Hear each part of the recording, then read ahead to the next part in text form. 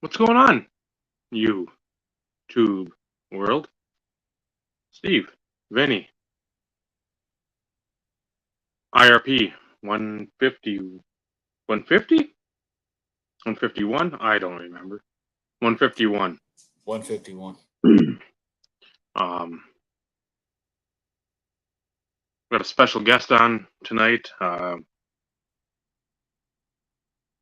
As we've said in the previous times, this particular individual has been on. Beyond an honor to have him, and him taking his time for rubes and plebes like us, the peasants as we are, just so we can fanboy, because it's essentially what it is. And somebody who I do also hope writes a book at one point and or time. So down the road we can read a lot of those stories. Yes. Yes. There's a lot of worthy reading material in there. So absolutely. Very happy to have him. Short and simple, Dave. Wow, I'm impressed. You didn't go off on a tangent this time. Well, no, I mean, we're a little behind more than usual, and that's fine. Again, trying to be cognizant of everyone's time, which is rare, I know, because usually it's about 20 minutes later, and you're like, man, the hell, where'd that last half hour go? Well, we needed a moment to catch up with Jeff, though, too. It's been a few months since we've talked to him, so it's like we needed our alone time with Jeff before we gave him to everybody else. Yeah, this is correct. So it's not YouTube Hall of Fame time, but without further ado, our good friend and yours, Mr. Jeff Morris, joins us tonight. Lads, how are you now? Fantastic. Good. You? And can you hear me okay? Yes. Because I think I lost my audio for you guys. Are you guys muted? No, you can you hear us? Hold on, what do I do here? You're not muted. I see you. I can't. I can hear me talking because it's me out of my mouth, but I see your guys' mouths moving and I can't hear you guys talk. Is everything? Do I need to set anything on my computer? Because I could hear you guys fine before. That's weird. Vinny's microphone crossed out thing, so he's muted. Yep, Steve, Dave, I can't hear you. I'm going to drop you down again, and I'll bring you back up and see if that does something. That's weird that it would, because it worked just fine. Can you hear us now?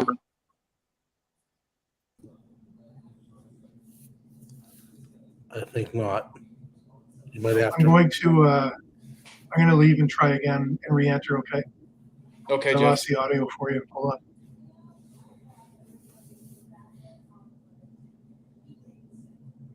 Yeah, that was odd because he was there. I brought him in. Everything was great. I drop him down briefly, and we bring him back, and damn freaking technology. Jeff will be back. Victor, Mike, Joe, Victor, what's going on? Jeff.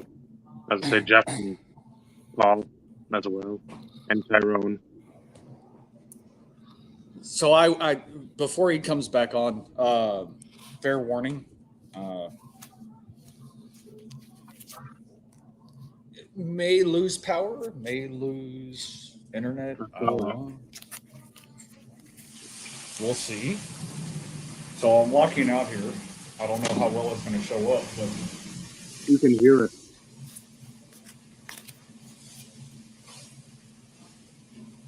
I showed Naomi that about 90 minutes ago.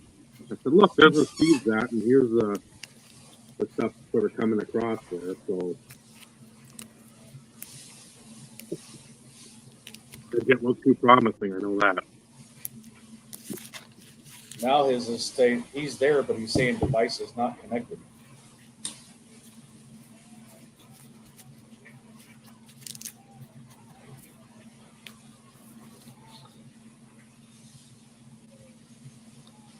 Because I see him, but it's like he has no video.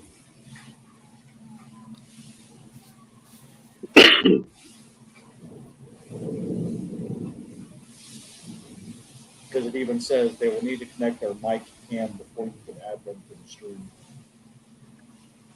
Are you able to, I know you're on your phone, Dave, but are you able to message him and just letting him know that it's showing as if his mic and his camera are disabled?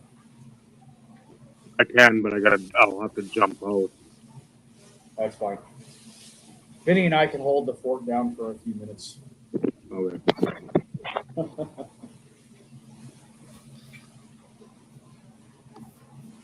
So, not sure what is going on. We were chatting in the pre-show, just catching up briefly. Everything was working fantastic. You saw when we brought him on, he lost his audio somehow. What's up, And Orlando? now, what's going on, Orlando? And now he's sitting there waiting to come on the show, but it's showing as if he has no devices connected, which I couldn't bring him on even if I wanted to. So technical difficulties with Jeff at the moment. Not sure why.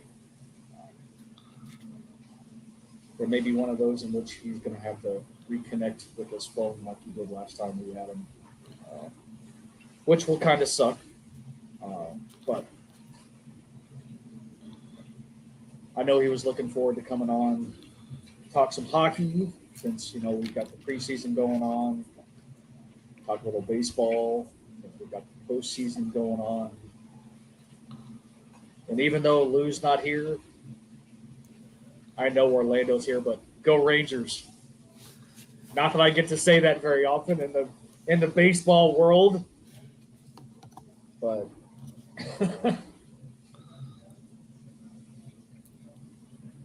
I'll take the sweep. Because they shouldn't have been playing this freaking week anyways.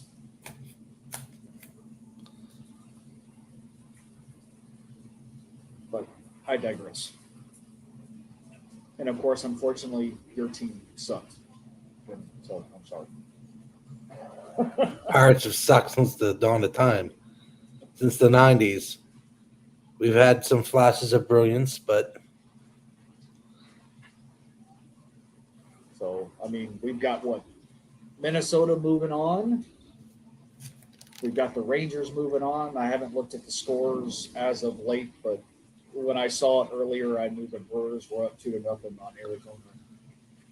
I've been so caught up with C's soccer and the boys getting in the playoffs. I haven't even watched any baseball. So, which I usually watch all of it. Well, the Rangers were playing at 2:00 Central Time, so I would have to briefly go into the bedroom and leave the office for a few minutes to go check the scores. I have a TV in my office. I just didn't put it on. I was too busy. Oh, wow. So Arizona's up 5-2 at the top of the sixth, at least is what it's showing. So if Arizona wins, they're going to sweep the Brewers, which that's kind of surprising to me. Granted, I don't watch a lot of games, so don't hold that against me. And then the Phillies are up 2-0 on the Marlins in the top of the fourth. So, still a lot of baseball left to play. Anything can happen, but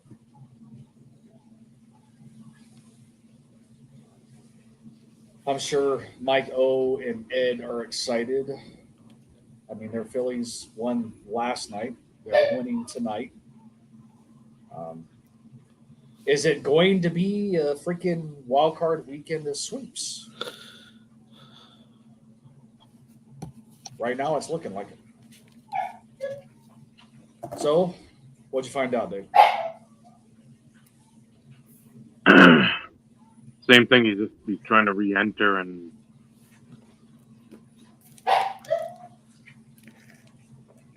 I wonder if he's going to have to try doing it from his phone again, like he did last time, because he was having issues. Last time we had him on, like his computer was having problems. That's just really weird, though, that we had him in the pre-show chatting. All was well. Things were fantastic. I drop him down for a few minutes. Not like he did anything. He was sitting there patiently waiting. And bring him on, and then all of a sudden it's like, yeah. What the hell? It wasn't just like, oh, hey, we're going to bring you on. We're going to take you down now, and we're starting. It's 10, 15 minutes of chatting. And yeah, exactly. So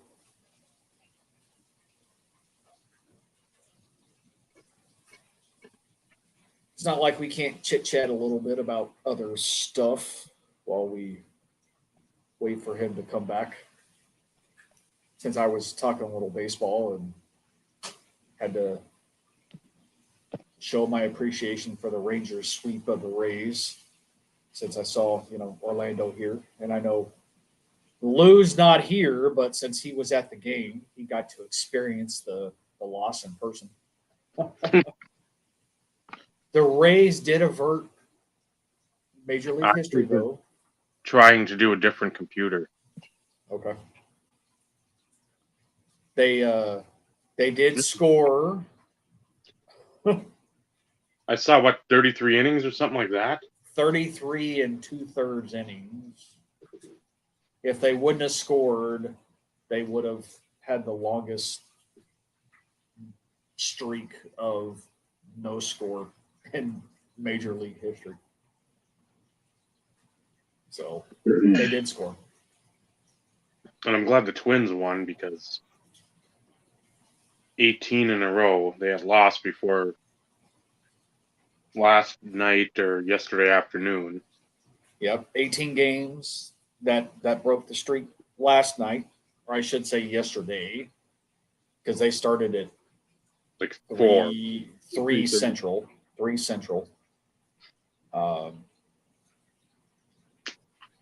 And the only reason why I'm interested in the postseason right now is because Texas is actually playing.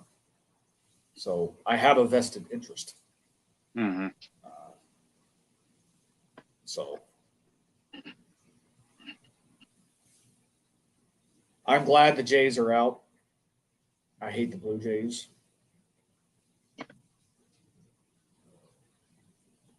I do find it interesting. I think it was on ESPN. Like everybody was putting their picks. And almost everybody had the Braves winning it all, which I get it. It makes sense. On paper, everything, they look unbeatable. Mm-hmm. Across the board. Yeah. Offense, defensively, and pitching staff. But nobody's really given Texas a whole lot of hope. And Texas led the majors in a lot of offensive categories. So if the offense is clicking and they score more runs than the opponent, it doesn't matter how bad the pitching is. That's the thing. They've got, it's not a murderer's row, but watching Scott's thing on a Sunday with the mic, and golly, whoever the other fellow was. Again, my sleep pattern over the weekend was brutal because we were back up mid 80s up to 90 and lows of 70, and that's just not acceptable when it's October. So Monday morning I was up at 1:30 for no reason at all besides the fact that I went to bed at 8 p.m. and then I couldn't get back to sleep. So it's been a struggle. But watching them, it was like the Rays. I'm like, well, I haven't watched a ton of Texas. I watched the opener because it was the Phillies and it was on ESPN Plus, and they mowed through Nola. They got to him, I think, in the fifth. And again, that's 162 games ago. I remember that. A couple other games I watched, I'm like, they're 1-9. It's not. I mean, there's holes in there. You had Robbie Grossman, I think, was batting third, which is not something you really want. But Josh Young, being a rookie coming back from the fractured hand or the wrist or the finger, whatever he broke back in like early mid-August, you don't want to put him in that 3 spot yet. Batting him 8 is perfect. I mean, he a pressure-free situation. Yep. But then you got Adolis, Seager, Simeon, and Young, and then Jonah Heim, who's fucking the most underrated player this year. Not even close. Their rotation, yeah, Scherzer out's going to be big. Getting Eovaldi back. Scherzer may be back though. They're not ruling him out if the Rangers go deep into the postseason. He is not ruled out. But nobody. And it's not like Tampa had a consistent offense all year. Their pitching has carried them. And then so you give up like 3 runs. That's like the Ravens. If somehow like they had a pick 6 against. Let me bring him on real quick and let's see if we're good. Okay. Can you hear us, Jeff? Hey, can you hear me, guys? Yes, can you hear us? Can I hear? Yes. Yes. Gordon, tap dancing ring. We got it. We may deal with a little bit of lag and some feedback maybe, but we at least got you back. Yeah. You're getting feedback from me on my end? A little bit, but it's not it's not This is so horrible, complicated. Jeff. Let's not mess with Okay. anything. We at least have you here. You can hear us. We can hear you. Yes. All is well with the world. There we go. Yeah, there's a rural Canada, the internet. We've got a pumpkin farm donkey out in the back, running around, walking around a wheel, and the with a sugar cube and a carrot dangling from a fish hook. And, the carrot might be done. That's almost as good as your cell service with Rogers, right? Yeah, it's it's Canadian. And I still have my Huawei phone, so the entire Chinese government can listen to everything we talk about tonight, which is only going to be good for your ratings. We did gain another subscriber. There you go. 112. Numbers are numbers. They might That's show what up and harvest your organs, but they're listening. Allegedly. Yeah. Allegedly. So at the onset, when you were introducing me, you talked about me writing a book, and I really want to do that someday. But my book, I'm going to have a parallel cover with a different foil cover, serial numbered to 99, and then I'm going to have another parallel version of the book cover, serial numbered to 5, and I'm going to get PSA to grade the books. Works for And me, let's see man. what happens. Yeah. And then everyone else will do the same thing. Well, it won't be the first time you'll be copied. So.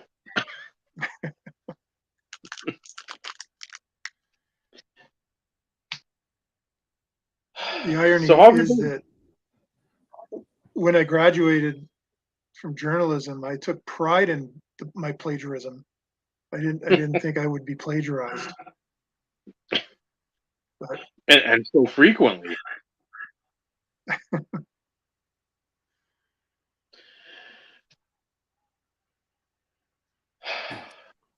Vinny, you missed your opportunity to like break out the cards and actually show said plagiarism. I mean, Well, that was the yeah. he just You know me, I'm slow. So here's Jeff Here's Morris's card. some. So one of his first sets was Invincible. So this is 03 Pacific Invincible. Notice see the finger? See the finger through the thumb by the head? Yep. Then it's a beautiful card. here's Synergy. That is Synergy. Also, see the thumb? See the thumb? It's eerily similar to that card.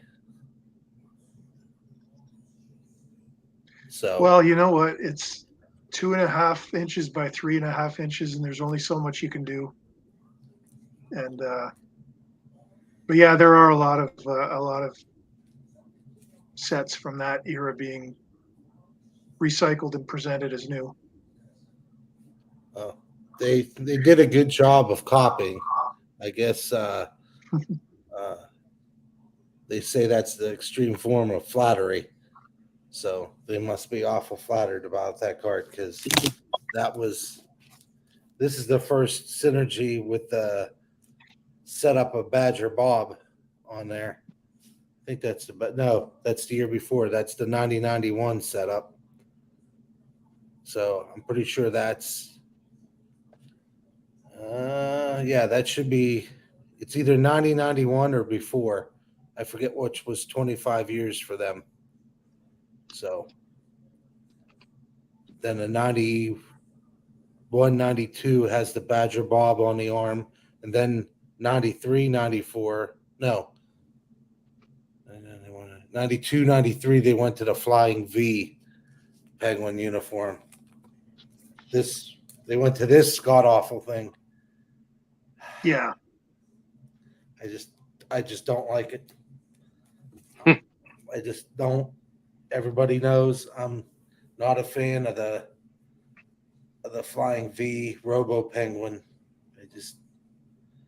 And of course, when it came out, my dad was so happy. He's like, "Hey, son, I bought you a hockey jersey to wear to college on dress down days because I usually wore a shirt and dress pants every day for work." And he's like, "When you have casual Friday," and of course, he bought me the Flying V Penguin one. So still have it. I cherish it because it came from my father, but not my favorite jersey for the Penguins. I liked the when I was first started watching hockey and collecting, it was still the light blue era, and there was a friend of my dad's from my hometown that played for Pittsburgh for a year, a guy named Leo Boyven. He's a Hall of Famer. He just passed away last year, and the year he played for the Penguins, it was just the word Pittsburgh written diagonally across the light blue, and it was like so simplistically beautiful, and loved it. But I mean, I understand they go to black and gold because everything in Pittsburgh is black and gold. But it's kind of frustrating when your team's uniforms and logo change a lot. You know, I envy the Montreal Canadiens and Detroit Red Wings and Toronto Maple Leafs and Chicago Blackhawks. I mean, even the Bruins kind of change things up all the time. And you know, since 1992, they've probably had about 5 variations of their uniforms. But I don't know. I'm a bit of a traditionalist. I was very happy when Buffalo went back to their blue and yellow with that brilliant logo. The only team in sports that has the city name represented with a design without just spelling it out, and that's pretty cool. The Rangers have a classic look too. Mhm. But yeah, the Penguins have had a lot of different looks. They have that And, Pittsburgh with blue. and Vinny, love the Shoresy T-shirt. Love the Shoresy T-shirt. Wore that to National, I think, the first day. Someday you're gonna have to. Someday you're gonna have to road trip up to Sudbury, where Shoresy's filmed, and all of the places in the show are real. Like all of the landmarks and everything. They're all real. They're all real establishments and real places and real bars and real restaurants. And Sudbury's exciting too because that's where in 1969 they faked the lunar landing and filmed it there. So that's pretty exciting too for Sudbury.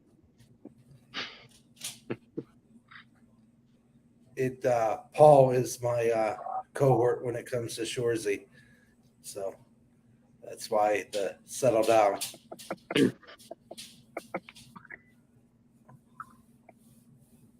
You guys get it on Crave. I have to wait till October 27th, I think. So Hulu will get all 6 to whatever episodes at once. So they all have to premiere on Crave. Then once they're all premiered, that night, that Friday, I'll get all the Shoresy season 2. So I'll be anxiously awaiting to watch the season. And C says, if anybody watching or listening has not seen Shoresy, it's the most realistic, most hilarious thing you'll ever see. And my wife hates it. I don't know why, but she does. Shoresy.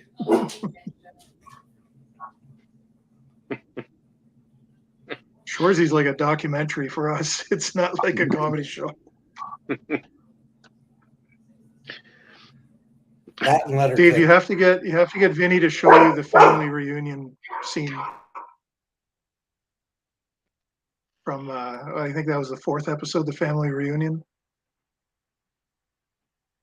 I've got Hulu Plus, so that's the point. I know I'm gonna have to dive into it because again, I'm basically in Canada where I'm at, just a few miles away if there's a straight line to it. But yeah, we get the same thing up here in northern Minnesota when Fargo came out. It's like you guys all talk like that there, eh? You betcha. Oh yeah. It's like no. No. So yeah, I know. There's been plenty of times when Vinny and I have texted back and forth, and he started to make some Shoresy stuff. He's like, "You got to watch that. That and Letterkenny. You got to watch it. You got to watch it. You got to." I'm like, I know I do. I know. I just have to have nothing else on or nothing else like going. Where it's like, okay, let's dive in and bang out the whole season and just be done with it. Because I know once I get going, it's not one of those where it's like, oh, one episode and I'll be done. It's like, no, I'm gonna, like an Always Sunny in Philadelphia. You want to go through the whole season and watch the whole thing in one pop. So soon I will watch it. Definitely. Just a little bit of random irrelevant history, but Letterkenny, like here I'm in Ottawa, so if you leave Ottawa and go west, you're gonna you go along Trans-Canada Highway, which is 417. Sudbury is about 5-hour drive from us, but on the way there, about maybe about an hour outside of Ottawa, there's a little you go through a lot of sort of lakes and villages and things like that. There was a village called Letterkenny. There's still a Letterkenny Road, and the village Letterkenny ceased to exist in about the 1940s. But what it's famous for is that that's where Al Capone lived.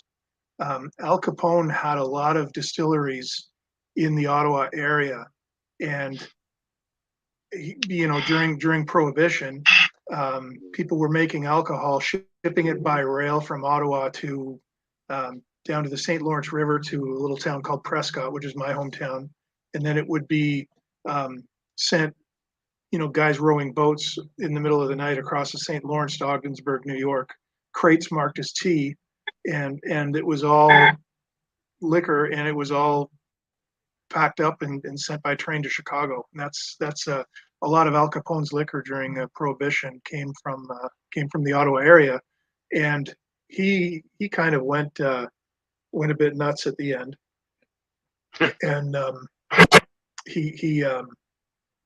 I believe the story is that he got syphilis, and then it spread into his brain. There was some sort of crazy thing like that happened, and he ended up he was in Canada and in the Ottawa area quite a bit, and had a house in Letterkenny and settled down there, and that's where I don't know if he went back to the U.S. to die or whether he died in Letterkenny, but that's what Letterkenny was famous for. So when they picked the name of a fictitious town in that area, it only made sense that Letterkenny, a very Irish name named after an Irish town, and this area was settled, mostly by English and Irish back in the late 1700s. So it kind of made sense, but yeah, there is an actual real Letterkenny. So it's kind of cool, but brilliant show, like absolutely genius. Name any other podcast out there that you're going to get this type of history or this type of information. You're not. And I'll tell you what, I know Mike Kramer is going to watch this show later on.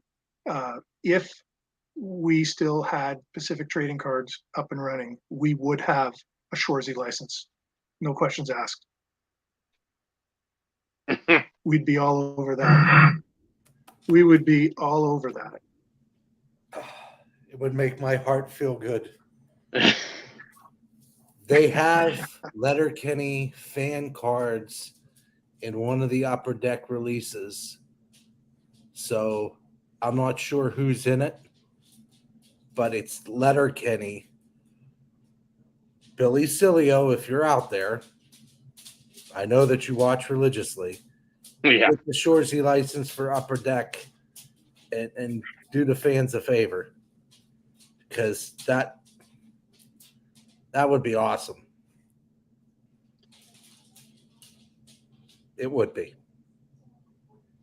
If they did that and they got, I can't remember the guy's name. That's the actor, Jared Cleesel, maybe. I can't remember his name. If they got him as an autograph guest and they did Shoresy cards, the expo in Toronto would go to the next level. I mean, that show has got the biggest cult following, even bigger than Trailer Park Boys when it came out in Canada, and that was huge. So I'd love to see that. We just sit there, sign autographs, and eat sticks.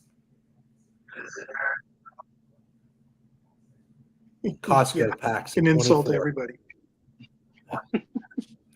It would be fabulous. Absolutely fabulous. Well, what's brilliant about that show is that the culture in sports in Canada, I'm sure it's everywhere, but especially in Canada and hockey. I mean, we've got a generation of chirpologists. I mean, the chirping is just so next level in hockey right now, and that's one of the best parts about yeah, just see what Paul wrote there. Give your balls a tug. That's what he keeps saying. He's got this high voice, but the chirping is just priceless. It's worth it, and I'm sure the NHL players and the junior players watch the show religiously just to pick up lines for the chirping. Like it's just epic. But that's why that show is so real. As ridiculous as it is, it's so real, especially if you're from a small town, a small rural town, where the town senior hockey team is that's sort of the center, the social center of the town. It's great.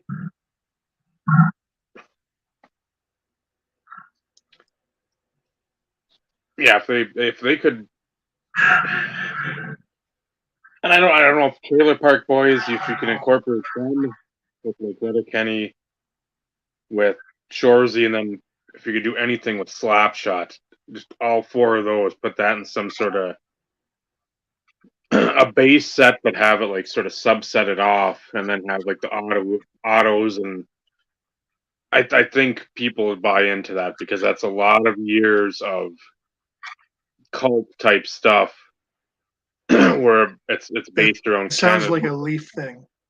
Yeah, that's, and then you wouldn't have to worry about logos then either. So you wouldn't have to airbrush and all that. You could just it could just be natural, normal looking stuff instead of airbrushed out. But Yeah.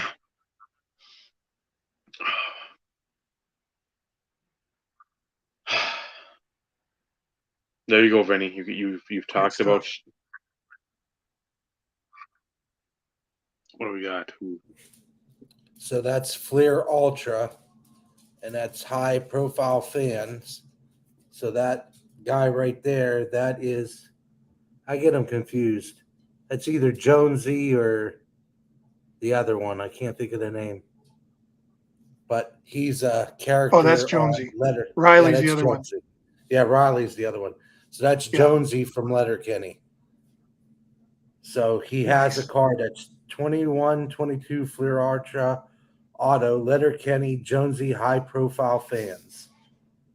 $20. Wow. And then there's Riley. Yeah. And who else do they have? Leave it to Vinny to go scouring and finding stuff. Yes. Now the guy that plays Wayne's best friend, Derry, in Letterkenny, also plays the Russian goalie in Goon. Oh, okay. The same actor. Yeah, so he's a Russian goalie in Goon, and he's Wayne's best friend in Letterkenny. He's hilarious, and Squirrely Dan is hilarious too. I mean, they're all great. They're all great characters. I had bronchitis last week, and I was wiped out on Monday, and I watched all 6 episodes of Shorzy. Then Letterkenny went on, and I laid there, sort of just staring at the screen, and I got through 4 seasons of Letterkenny. It's almost like natural medicine. I felt better. Yeah.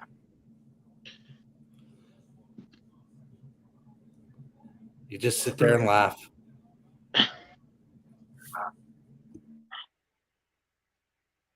Escape reality for a moment, anyway.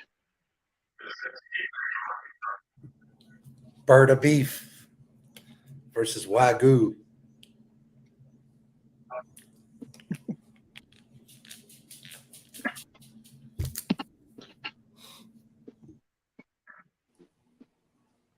Since we're on the hockey topic, Jeff, you mentioned talking quite a bit of hockey as we're coming into the season. Let us have your thoughts. Yeah, so you guys want to talk about hockey tonight? Sure. Sure. Do you want to go alphabetical, or do you want to go division by division? Division. Okay, well, my notes are alphabetical, so. So then go alphabetical then. Definitely go alphabetical. So go alphabetical. Some teams, there's not a hell of a lot to talk about, but we'll start, I guess, with Anaheim. Anaheim's going nowhere this year. Like they've got a bad team. They're going to be in the fight for the number 1 pick, but there's some interesting guys to watch from a collector's standpoint. Trevor Zegras just signed a 3-year deal, so let's see kind of where he goes this year. I don't want to say he was a disappointment last year, but he didn't bump up a level like people thought he was going to. But I mean, he's a potential franchise player. There's and then they surprised everyone by taking Leo Carlson second overall in the draft this year. And I was this is the pick after Connor Bedard. A lot of people had him, anywhere from third to sixth in the draft. In the draft, what do they call it? The Lottery. what do you call it when you make your mock draft? That's it. Draft. So I don't know. I don't know. I don't know when. I don't know if Leo Carlson's gonna make the team right out of the hop, or whether they're gonna send him to the HL for some seasoning. But he's a center, and it's interesting when these guys come over from Sweden, because sometimes you look at their stats and they have like 18 points in a full league of the Swedish Elite League, and then they come over here and all of a sudden they score 50 or 60 or 70 points. Like somebody like Peter Forsberg didn't do a hell of a lot at the Swedish Elite League level, but then they seem to kind of come into their own when they come over here. The one guy I really like to watch this year is Czech. He's going to be the number 2 behind Josh Gibson, but I don't think Josh Gibson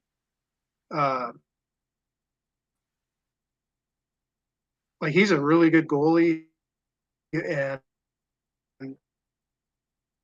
I think that he's more of an asset to move for Anaheim.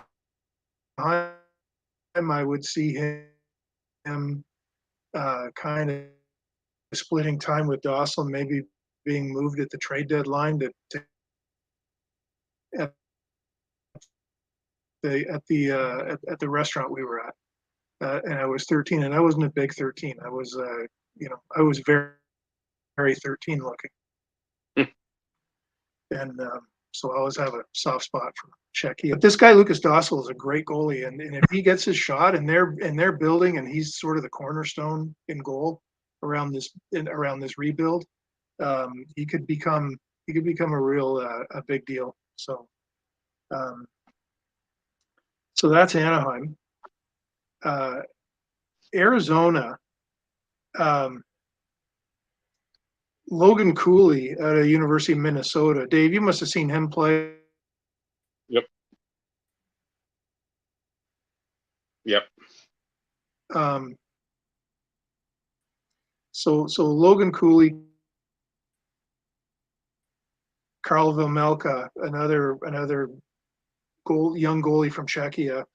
A guy everybody's watching, but I don't know how Arizona does it. I mean, they get 4,800 people a night in that arena that they play in. I mean, it just seems like the whole thing's a bad idea. I don't know if they're going to get a new arena built, or what the future there is, but it's just an odd setup. But again, you talk about how they wanted to. Gary Bettman's vision was to expand the NHL into different markets and non-traditional markets, and then grow hockey at a grassroots level. Well, Austin Matthews grows up in Arizona and is a fan of the Arizona Coyotes and is a first overall pick in the NHL. There's other kids from the Phoenix area coming into the NHL too. So and you've got kids growing up in Florida, growing up in Dallas, growing up in LA. So a generation after all of this expansion, you're starting to see it come to fruition a bit. So so Arizona, I don't think that they're going anywhere like Anaheim. It's going to be another long season for them. But again, Logan Cooley is a really interesting guy to watch, especially for collectors when because he's a guy that could sort of bust out and have a big year. Boston. The only sort of NHL ready rookie they have is a forward, Jakub Lauko. He's a Finnish kid, I think. He's a 23-year-old old. He had 23 goals in the AHL, and Boston, interesting rebuild. I mean, they lose, they lose Patrice Bergeron, they lose David Krejci. Pasternak is still there. Brad Marchand's going to have to step up as the captain, but any way you look at it, Boston's got Jeremy Swayman and Linus Ullmark in goal. Probably the two out of the 5 best goalies in the NHL. No doubt about it. So they're stacked there. Can they move one of them as an asset? I mean, are both of those guys going to be happy splitting time? I mean, I don't know. So that's it. But again, if you're a Boston fan, you're looking. If you're going to wait on a rookie this year, Lauko is the guy to look at. Buffalo, Tage Thompson, 6'7" forward, 47 goals last year. I mean that guy had probably the quietest breakout year of any player in the NHL. And did you guys take economics in college at all? Did you guys ever study economics? So John Kenneth Galbraith was 6'9", and nobody ever said John Kenneth Galbraith is a great economist for a guy that's 6'9". Well, people say Tage Thompson is a great forward for being 6'7". So the correlation makes no sense. I mean, is a big power forward play. I mean, we've had so many guys that are 6'5". Why not have a guy that's 6'7"? Because he's got a great reach, but a great shot. So I think there's 3 teams in the East that I really think are going to make a move this year in the playoffs, and it's Buffalo, Detroit, and Ottawa. And I'm trying not to sound like a homer when I talk about Ottawa, but I think they finally have all the pieces in place. But you look at Buffalo, and it's the same thing. They've got Tage Thompson, they've got Dylan Cousins and Casey Middlefield. Their defense with Power and Dahlin. They've also got Devin Levi, who was a goalie for Team Canada in the World Juniors, and a great goalie. And then they've got Ukko-Pekka Luukkonen, which is just the funnest name in the NHL to say for a goalie, Ukko-Pekka Luukkonen. I'll just because I love saying Ukko-Pekka Luukkonen, and I could say Ukko-Pekka Luukkonen for the whole show, and I wouldn't get bored of saying Ukko-Pekka Luukkonen, that's Buffalo's got everything in place for them to have a big year. And again, it's going to come down to goaltending and injuries. And Calgary, speaking of goalies, they've got a bit of a rebuild, but the guy that is really intriguing here is a kid named Dustin Wolf, and he was the AHL goalie of the year for the last 2 years, and he's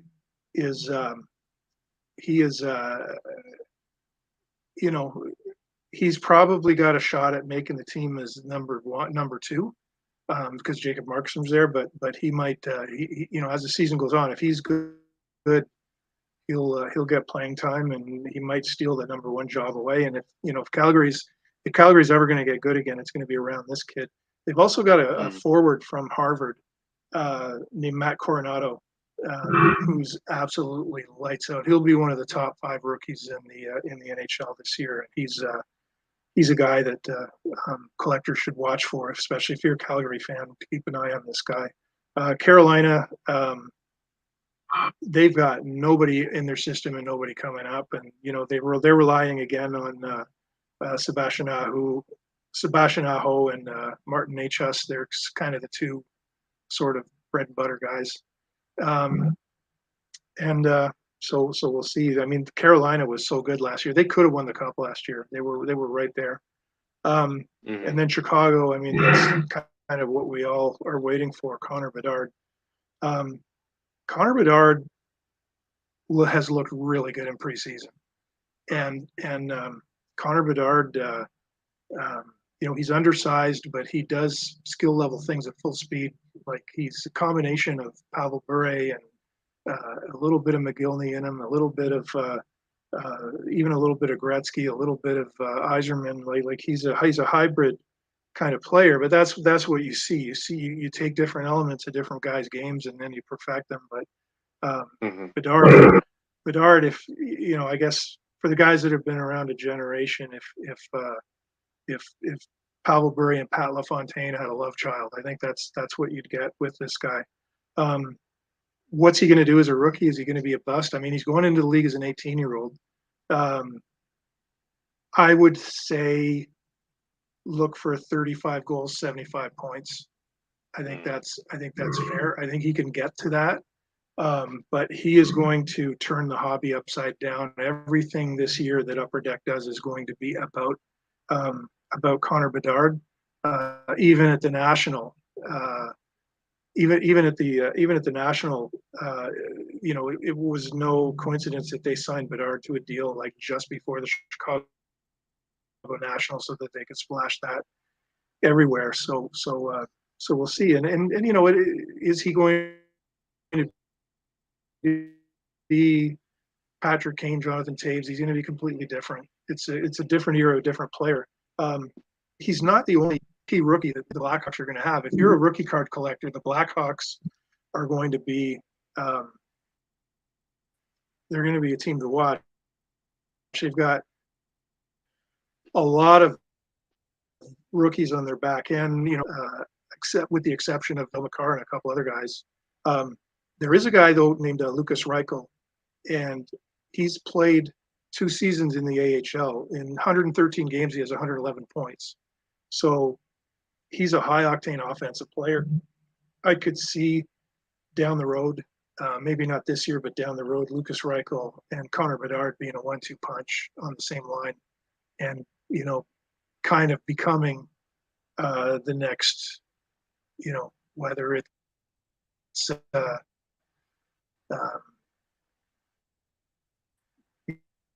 maybe McDavid, Draisaitl, even though McDavid, Draisaitl only play together. 2 great offensive players like that. So he's going to have talent around him. Colorado. I'm going to talk about Colorado next, but even they had that with Nathan McKinnon and Gabriel Landeskog. But Landeskog is again injured and going to miss the season. So McKinnon, Mikko Rantanen, both had 100 points. As much as Colorado took a step back this year or last season, their best players took a step forward. So their problem was depth. The lines 3 and 4 and maybe defensemen 5 and 6. A little bit of goaltending was pretty good. They've got Georgiev that they picked up from the Rangers. He's very good.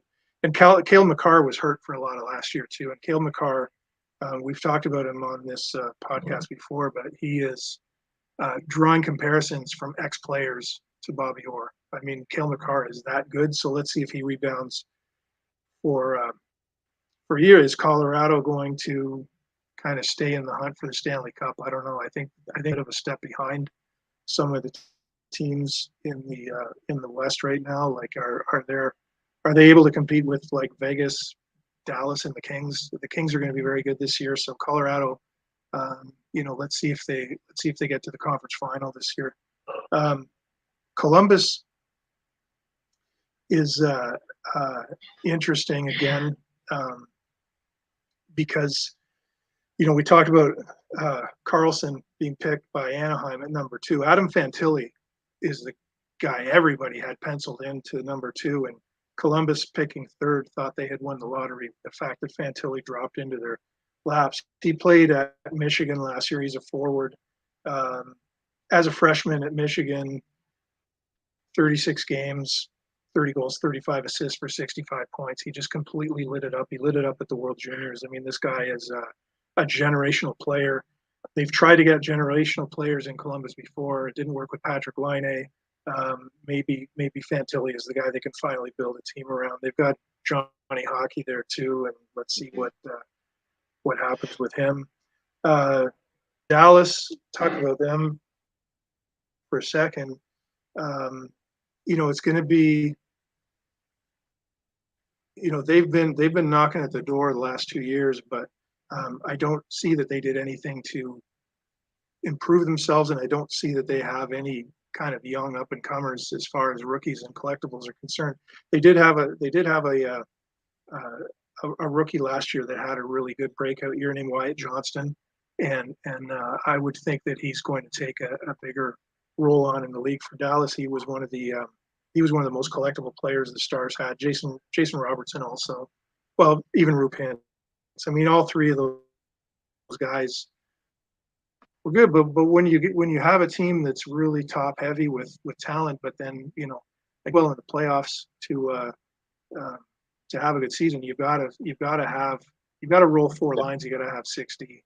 You've got to have solid goaltending, and I don't know if Dallas that they did.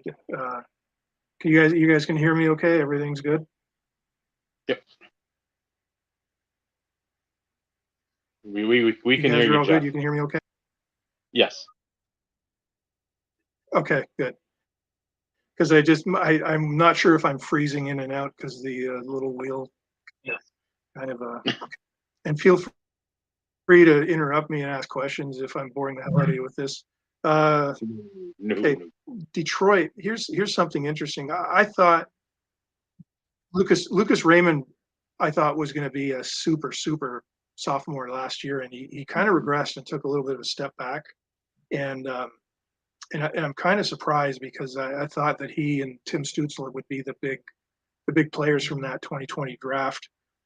Maybe Lucas Raymond kind of picks it up again. Dylan Larkin's kind of been a bit of a one-man show in Detroit last year, but they were able to pick up Alex DeBrincat from Ottawa, and Ottawa picked up DeBrincat from Chicago, and DeBrincat was a good player. He fit in, but toward the end, he made it very clear that he did not want to play in Canada. He wanted to go home Kubalik came back to Ottawa. So it was a pretty good deal for both teams, but DeBrincat is going to be happy in Detroit. He's playing at home. Dylan Larkin has a line mate now, and so that should be good. And the other guy, if you want to see a breakout player for Detroit, they picked up Ville Husso, a goalie from St. Louis. And I would think that Detroit is a team on the rise. It's probably going to be a playoff team this year. And Ville Husso will get his chance to play kind of in the prime time in the playoffs. So keep an eye on his rookie cards this year. Edmonton, here's one for you. Here's one for you, Vinny. Just before I answer that, Bobby has a question here. Hey, Bobby, good to see you. Asking if I'll be at the Expo in November. I am hoping to get there for one day. Depends on the CFL playoffs, to tell you the truth, when what's going on there. But I'm hoping to get there for one day. So I will definitely get in touch with you if I'm able to make it. Edmonton, this one here's for you, Vinny. So Edmonton had 3 players last year: Connor McDavid, Leon Draisaitl, and Ryan Nugent-Hopkins all had 100 points, and it was the first time since 95-96 that a team had 300-point players. So obviously, because I'm asking you, you know what team it is. Do you remember who the 3 players were that got 100 points in 95-96 on the Penguins? That would be the Skyline, Jeff. That would be Ron Francis, Jaromir Jagr, and Mario Lemieux. You're right. See, a lot of people don't remember Francis with the Penguins, and he was a fantastic fit with Jagr brought that line together. I was just watching a documentary yesterday, and Jagr said, "Move Ronnie on this side. I'll play right wing. Mario plays left wing." And if you look at their Dominators card for 96-97, the stats on the back, when you look at those stats, it's just, you're like, that's like almost 500 points between 3 guys. It's unbelievable. So that's my 2 cents on it. That's incredible. And Jagr Jagger's actually playing this year. He's the team that he owns. I don't know if it's in Kladno in Czechia. But Jagger's actually he's actually playing this year. So that's a guy that really took care of himself and took care of his body and you know, as we say, 50's the new 30. Unless you're Lindsay Lohan, then 30's the new 50. or Amanda Bynes, 30 is the new 50. But yeah, good for Yager. Here's talking about Edmonton. I wanted to see what you guys thought of this because Ryan Nugent Hopkins was a number one pick and was considered in the hobby to be a complete bust not because he was a bad player, but not because he's a bad player, but I mean, here's a guy that had huge expectations and he becomes a 50, 60 point guy that you thought he was just going to be a 100-point guy. And so he kind of disappears from the hobby radar, and then all of a sudden, boom, he's got 100 points last year, and he's starting to evolve. If a guy is highly hyped when he comes into the league, and then his cards tank because he doesn't do anything, but then all of a sudden 8 years later he's a stud. I don't know how the hobby will react, and I didn't follow it this year to see if there was action on PSA rookies 9s and 10s on Wright, Nugent Hopkins, but other than regional stuff that you would get in Edmonton. But it'll be really interesting to see how, if that happens again, where's he going to fall in? And of course, the other thing in Edmonton is that they've got to do something in the playoffs. I mean, their window is closing, and they've got all that talent to see the historically incredible power play that team has. The records that Draisaitl was setting in the playoffs for points. I mean, it was, here's a guy that's, any given night he's scoring 4, maybe 5 points in a playoff game, and they're losing the series. I mean, it's got to be frustrating. But I wonder, are those guys ever going to win, or are they going to be hockey's version of Dan Marino and just never win a championship? They're gonna have great careers and whatever. And Connor McDavid has been the number one guy in collecting in hockey. So it'll be really interesting to see what they can do. But I mean, they've always just been missing one ingredient. A lot of it is goaltending. They've signed Jack Campbell, who was the Leafs goalie a couple of years ago. He's bounced around a little bit. He's been good, but he's never really had the shot that he needs, and so they're kind of putting all their eggs in that basket this year. So we'll see what happens. See what happens in Edmonton. Looks like Florida for Ryan Nugent What's that? Hopkins, his rookies raw are $50 to $70. PSA 10's about 170. So for a 100-point guy, that's a pretty good deal. Yeah, and they were lower because I've looked at them before because I need that young gun, and yeah, they're floating around the $200 range here for BGS 9.5. Yeah. So it would be interesting to follow the what was that card worth the year it came out? What did it bottom out at, and how high did it go? Like I would really be interesting to see how that is because that happens to a lot of guys where they come into the league with expectations. They're going to, they flatten out and then all of a sudden they rise up again. And we're going to talk about that when we get to LA next because for Florida, Alexander Barkov, Finnish guy. All I hear from scouts at games is that he's the most underrated player in the NHL. He plays the best 200-foot game of any forward in the league. Doesn't get the credit he deserves. He's not a flashy guy, but he's just great. And the thing that Florida made a really good run last year, and all of a sudden Sergei Bobrovsky emerged again. You talk about guys on a roller coaster in their careers. He was. He emerged and was lights out. They knocked off Boston because of him, and he was on the bench for the first 3 games of that series. So Bobrovsky's there. Remember, Alex Lyon was their backup goalie. He's moved on now, but he only got his opportunity because Spencer Knight was, I think, in a rehab stint. Spencer Knight's the goalie of the future. Everybody's been talking about, and collectors have been talking about. So hopefully Spencer Knight is back and ready to go and gets his shot. But You never know with Bobrovsky. Like he's such a wild card. So, but as far as rookies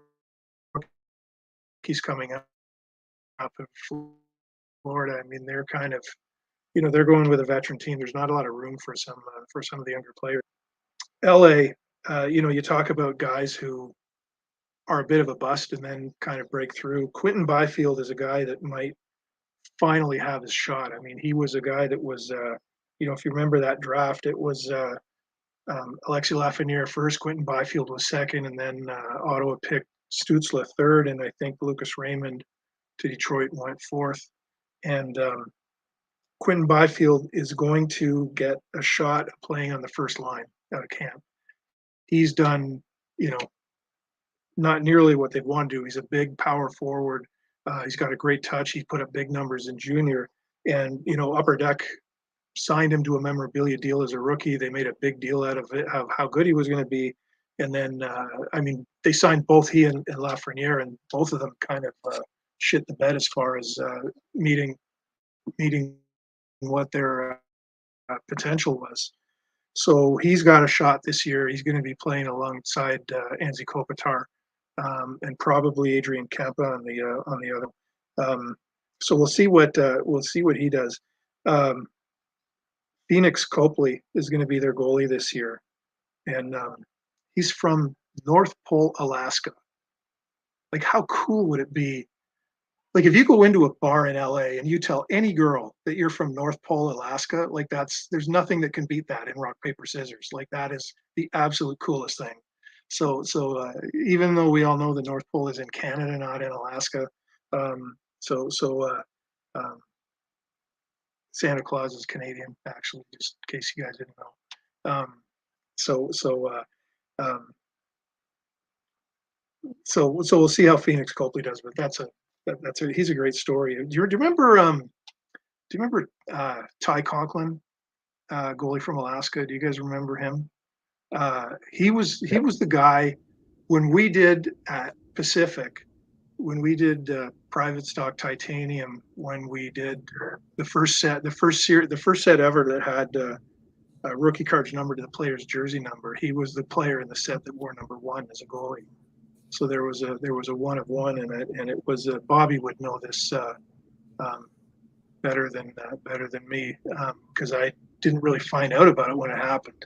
But the 1 of 1 card was finally opened in Winnipeg, probably about 12 or 13 years after that set came out. Somebody finally found the Ty Conklin 1 of 1. It was sitting on a shelf in a card shop gathering dust. And somebody decided to get it and crack it open, and lo and behold, there's that. But Ty Conklin was a goalie from Alaska, and I think that I don't know if Phoenix Copley is only the second goalie from Alaska, but it's pretty cool. And have you guys ever seen Mystery Alaska? That's a great hockey movie. Not as good as Shoresy, different kind of vibe to it, and So there's a kid from if you're a Canadian fan, if you follow the LA Kings, or if you just like great defensemen, you talk about Cale Makar being a great defenseman. And Cale Makar kind of broke a barrier for a lot of players in the hobby, because people other than a handful of defensemen, it's like defensive players in the NFL. They've got to be very special to be collectible. For defensemen in the NHL, it's the same thing. Cale Makar is a special guy. Wait till you guys see Brandt Clark play. And Brandt Clark's from the area of Ottawa that I live in. I saw him play as a 10-year-old, and been following this kid all the way through his career. So Brandt Clark got drafted by the Kings 9th overall a couple years ago, went back to the Barrie Colts, played his 9 games in the NHL, and then went back to junior, played for the Team Canada World Juniors. And it was Brandt Clark and Connor Bedard. Like, when Connor Bedard didn't have the puck, it was Brandt Clark getting him the puck. And this is mind-blowing. He went back to the Barrie Colts to play his last half year of junior last year. And remember, he's a defenseman. Played 31 games. He got 61 points as a defenseman. And so how many defensemen have you ever seen get 2 points a game?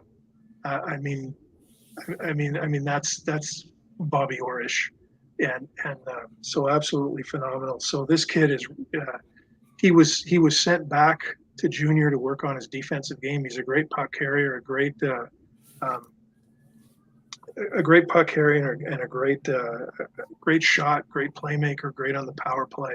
They wanted him to work on his defensive game. So while he was getting 2 points a game, he also became a great defensive player. So he's hungry and he's ready, and I would expect him to make a run. If there's anybody that's going to challenge Connor Bedard this year for the Calder Trophy, Brent Clark is going to be in the thick of it. So, so watch for this kid. He's phenomenal. So that's the Kings. But again, for the Kings, keep an eye on Quentin Byfield, because he was the guy that everybody was sort of watching a couple of years ago. So Minnesota, so they had a big breakthrough last year. Philip Gustafson, they picked him up from Ottawa, and goalie, and he had a huge year. And he's going to be a bit of a placeholder because for the Wild, because they've got a goalie prospect named Jesper Wallstedt, and Jesper Wallstedt is considered sort of the best goaltending prospect in hockey. So is he gonna?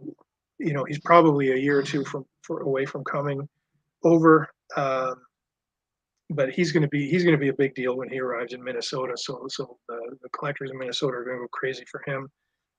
There's another Minnesota Wild prospect that's ready for a breakthrough. Marco Rossi. He played his junior hockey up here for the Ottawa 67s.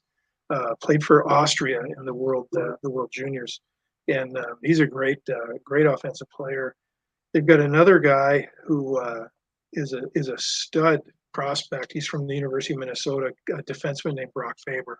So we'll see how good he is, and does he have enough of an offensive game to be collectible? I would think probably. Over in Montreal, I mean, everything is all about Cole Caulfield right now in Montreal. He's sort of, every jersey you see, every rookie card being graded and purchased, everything's Cole Caulfield. The Carey Price era is finally over. Yeah. Jake Allen is kind of the guy carrying the torch now, and without Carey Price, we're going to see how bad that team is. And it's unfortunate because Montreal is in a complete rebuild. Cole Caulfield is a good piece they have in place. They've got Suzuki in place. I mean, they have a couple of young players, but they need a complete overhaul rebuild, and they need a goalie. Like they need to have a goalie of the future coming up, because what was it? It was the COVID year that Montreal had a pretty deep run in the playoffs, and it was all Carey Price. And that just shows you, if you've got great goaltending, that can carry you all the way through, and you can steal wins with that. But if you don't have a guy like that, you're very vulnerable. So Montreal's been, and they've got the Sluraf. I can't remember his name. The kid that they picked first overall a couple of years ago. He's looked really good in preseason. The European kid. Wow. Can't remember his name. Slurowski. No, what is we were talking about him before you jumped on the pre-show, because I told Vinny about that when we were talking about the SPX product. I'm like, I was surprised to see him live with autos, and I just called him Jesse Puljarvi, because I know there's a lot of eyes in there. I know it's not him, but I'm like, there's eyes and there's a couple other like crooked letters, and I'm like, it's close. I don't remember. I know he's from like the Eastern Bloc, or he's near Russia, or what? Because it was like him and his teammate like went 1-2, 1-3, something like that. So yeah, I know who you're talking about. I thought Vinny would have Googled him by now, but Paul, this Paul might get out of jail free card here is my brain surgery scar. So whenever I forget a name, that's usually what I fall back on. Paul says you're Kovsky. Yeah. So it's again, Montreal needs just an overhaul. they've got a couple of good pieces offensively, but they and you know to think that they passed on Brady Tkachuk, that's just one that always baffled me. And as an Ottawa fan, I was thrilled with that. But yeah, that's going to be one that always kind of haunts them. Heading on to Nashville. And again, this is a team that has a couple of good pieces for collectors. UC Saros is a fantastic goalie. Roman Josi, again, another collectible defenseman. The thing I like about Nashville is Andrew Burnett is their coach, and just signed this year. And I remember, and I mean, my God, this dates me like crazy, but I remember working at Pacific and making Andrew Burnett's rookie card. And everything, and then I think he spent I think he was an original Predator. I think he spent a lot of time there as a player. So for him to be a longtime Predator player and then to stay in the organization and become head coach, I think there's a lot to be said for that as far as building a brand in your local market. I think that's huge. The one rookie they have that's under the radar, a kid that I really like, and if you're a collector, watch out for this kid. His name's Luke Evangelista, and I think the rule is you're allowed to play 25 games before you're not eligible for the Calder anymore. He played 24 games last year and got called up at the end. Had 15 points, looked pretty good, but up for a full season, I think that he's got a lot of potential. And yeah, somebody just posted up the kid from Montreal. He's Slovak. That's right, because when he was I remember when he was drafted, Zdeno Chara reached out to him, another Slovakian, and it's I mean, I miss the days when I was a kid when Czechoslovakia was one country and they were a powerhouse in hockey. I think it kind of weakened the pool internationally when Czechia and Slovakia became two different teams. But you look at some of the Slovak players that have been so good, like Chara, like Pavel Dimitra. There's quite a few guys that have done well, and Slovakia did really well at the World Juniors last year. So see if we get some more guys coming up. Switch over to New Jersey.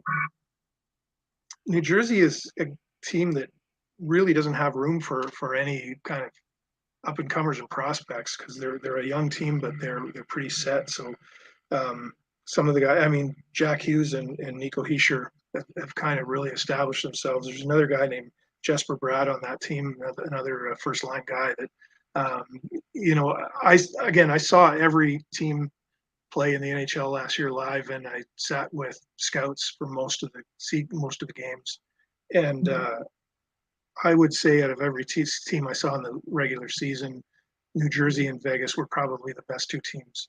And in New Jersey, I'm surprised they didn't come out of the East because they were absolutely fantastic. And they're going to, the big question mark for New Jersey this year is who's going to, what are they going to do in goal? I think they've got everything else in place. And it's kind of funny because we always think of New Jersey as this boring as hell, neutral zone trap, win a game 2-1, clutch and grab, Lou Lamoriello hockey.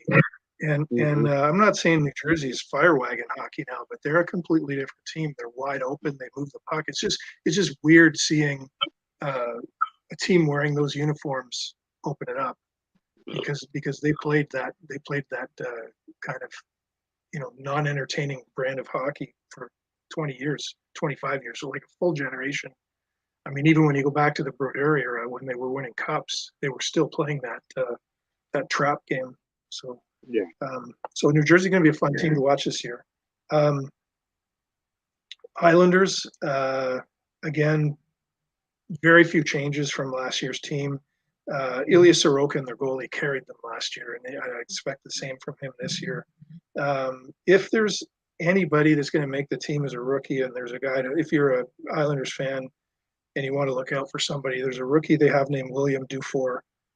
He played in the Quebec Major Junior Hockey League, played with the St. John Sea Dogs last year, and he's a big time point producer. So there's one guy that can jump into that lineup, and if he gets a top six opportunity, he's a guy that can produce offensively, and I think he's a guy that, as far as collectors go, if he makes the team and gets in some sets, he's a guy to watch.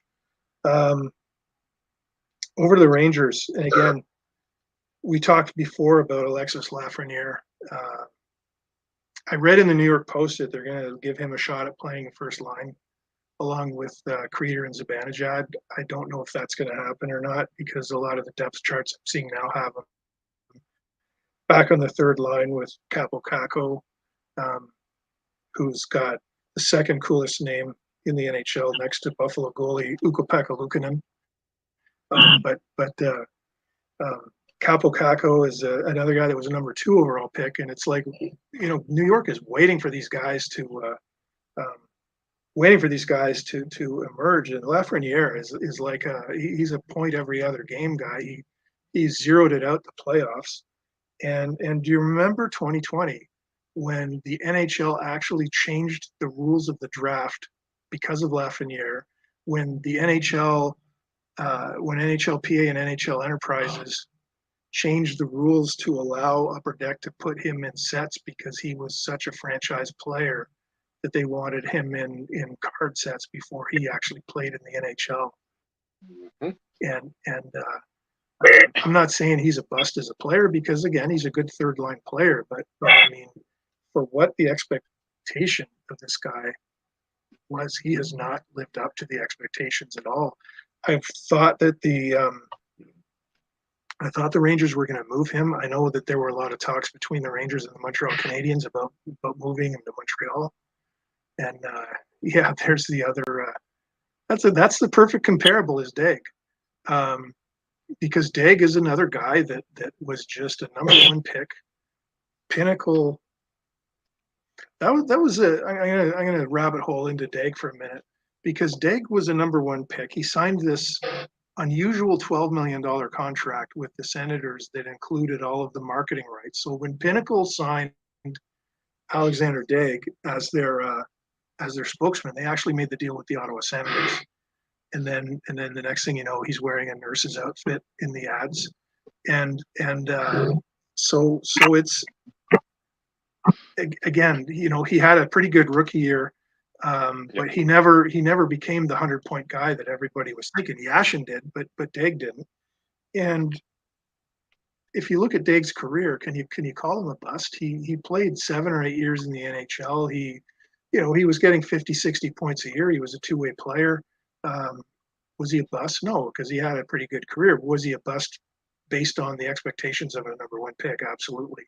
He ended up playing in Europe for a while. The knock on Daig was that he just didn't like hockey, didn't enjoy it, and he wasn't all in emotionally. And that can happen. That can happen to a lot of guys. You just stop loving the game, and it's very difficult to keep going at that level. Lafreniere, his career is very parallel to Daig's. It's like, and Lafreniere's young. People don't realize it. He's 21, 22 years old. I mean, he's not a guy that's 25 or 26. There's still a lot of upside. I mean, he's the same age as some of the guys coming out of college hockey that are rookies. So there's a lot of time for him, but the Rangers are getting impatient, and the fans are getting impatient because they want to see a franchise player, and instead they're seeing a third liner. And that's the problem. Shesterkin, their goalie, is one of the best. And you talk about Rangers. I mean, they've got their kid line with Kako and Lafreniere, but so they've got a lot of veterans. I mean, it smells like the Rangers of the late '90s when they were signing all of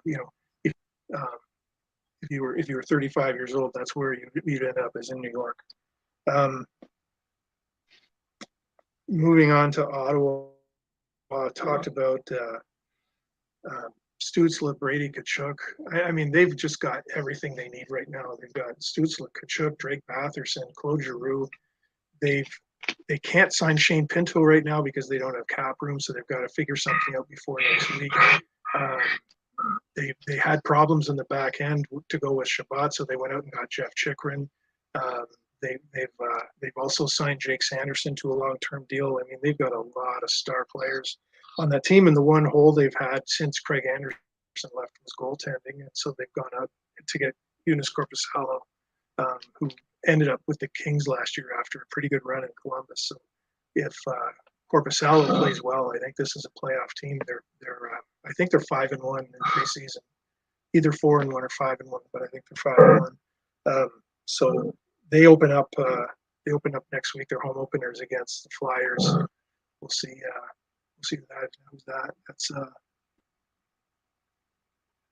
there's Shane Pinto. Yeah. Shane Pinto is interesting because he's in a bridge year for his contract. I think he's probably going to sign 2 or 3 years for $2.5 million. I don't think that there's I think that the ownership and the agent are on the same page. They want a deal done, but Ottawa doesn't have room in the cap for him, so they've got to move somebody. They've got to either make a trade or they've been putting guys on waivers to send down, and nobody's claiming any of their players. So sometimes you'll hear that Matthew Joseph might be the odd man out, that he'll get moved. But somebody off their roster is going to have to go to make room for Pinto. So that'll be interesting. The one rookie Ottawa has to watch is a kid named Ridley Gregg, who's a Western Hockey League guy whose father Randy Gregg played for the Oilers back in the 80s and 90s. Randy Gregg actually left the NHL to become a doctor, and so it's that's kind of a cool story because it's when you think of hockey players, you think more of Letterkenny than you think of guys who are going to be doctors. It's kind of a neat thing. Philadelphia, there's one guy to watch here because Connor Hart, their goalie, has been kind of up and down. So if you're a collector, Philadelphia, there's a kid named Sam Urson who's a goalie who got off to a pretty good start in the games he played last year. And if Connor Hart has another up and down year and doesn't perform well, this kid might come in and steal the number 1 spot. Sam Urson, his name is, it's Ersson. He's a great young player. Pittsburgh, it's interesting. I watched them play against Ottawa this week. Kyle Dubas was the GM for the Leafs, came into Pittsburgh, and Jason Spezza actually came with them as the assistant GM there. They brought in Erik Karlsson, former senator and Shark, and they have a very old team. They're the oldest team in the NHL, but Dubas is rolling the dice with the veterans. These guys have been there before. They've won before. So, Crosby, Malkin, Letang, all those guys, add Erik Karlsson. I mean, Erik Karlsson is not as old, but he has a lot of mileage on his body. So let's see if Pittsburgh has everything in the tank. Now, what's interesting about Pittsburgh is that in the offseason, there were 2 really good free agent goalies. One was Jerry, and one was Corpusalo. Jerry re-upped with Pittsburgh, so he's back there again, and I think that's going to be. I think he's going to be the key to what they do this year. But I mean, they've got a veteran team, and certainly no prospects there. I mean, a lot of 30 plus guys on that team. But I mean, guys are I mean, Sidney Crosby's 36, 37 years old, 36 years old, I think. And 87. Vinny, did you know why Crosby wears 87? I thought it was because the year he was born, but I don't think so. Yeah, his birthday's 8/7/87. Yeah, August 7th, 87. So he's born 8/7/87. So when he signed his contract, he wanted an $87 million deal. He probably left a couple million on the table just because he's obsessed with the number 87. So we'll, but I mean, he's 36, but he plays like he's 28. Like and a lot of those guys are in such phenomenal condition. So we'll see how that team does. I mean, they're still the Penguins, but I think after the year they had last year, they wanted to shake things up a little bit. St. Louis, another team that kind of came out of nowhere, won the cup, and then went back to nowhere. Jordan Kyrou, 37 goals last year. He kind of was the breakout player as far as the hobby goes and as far as the team goes.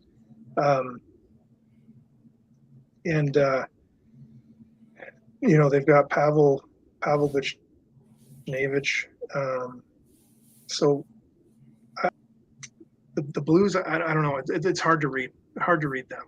And Jordan Binnington, their goalie. I mean, he's up and down. It's just going to be interesting to see. I really don't have I really can't put my finger on the Blues, but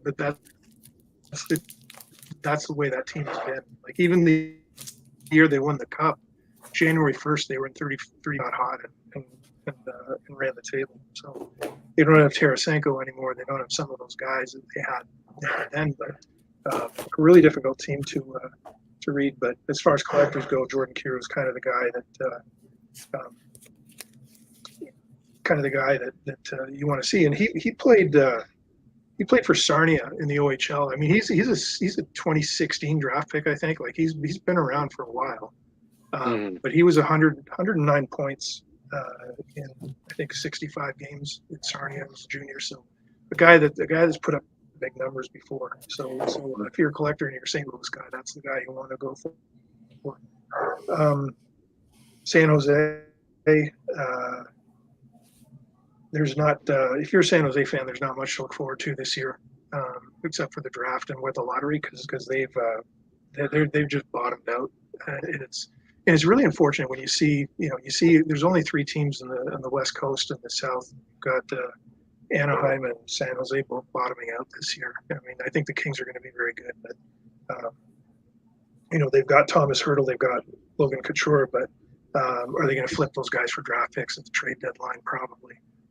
And I think those are the 2 kind of franchise cornerstones they've got left. So not a lot there. Going up the coast to Seattle, there's some.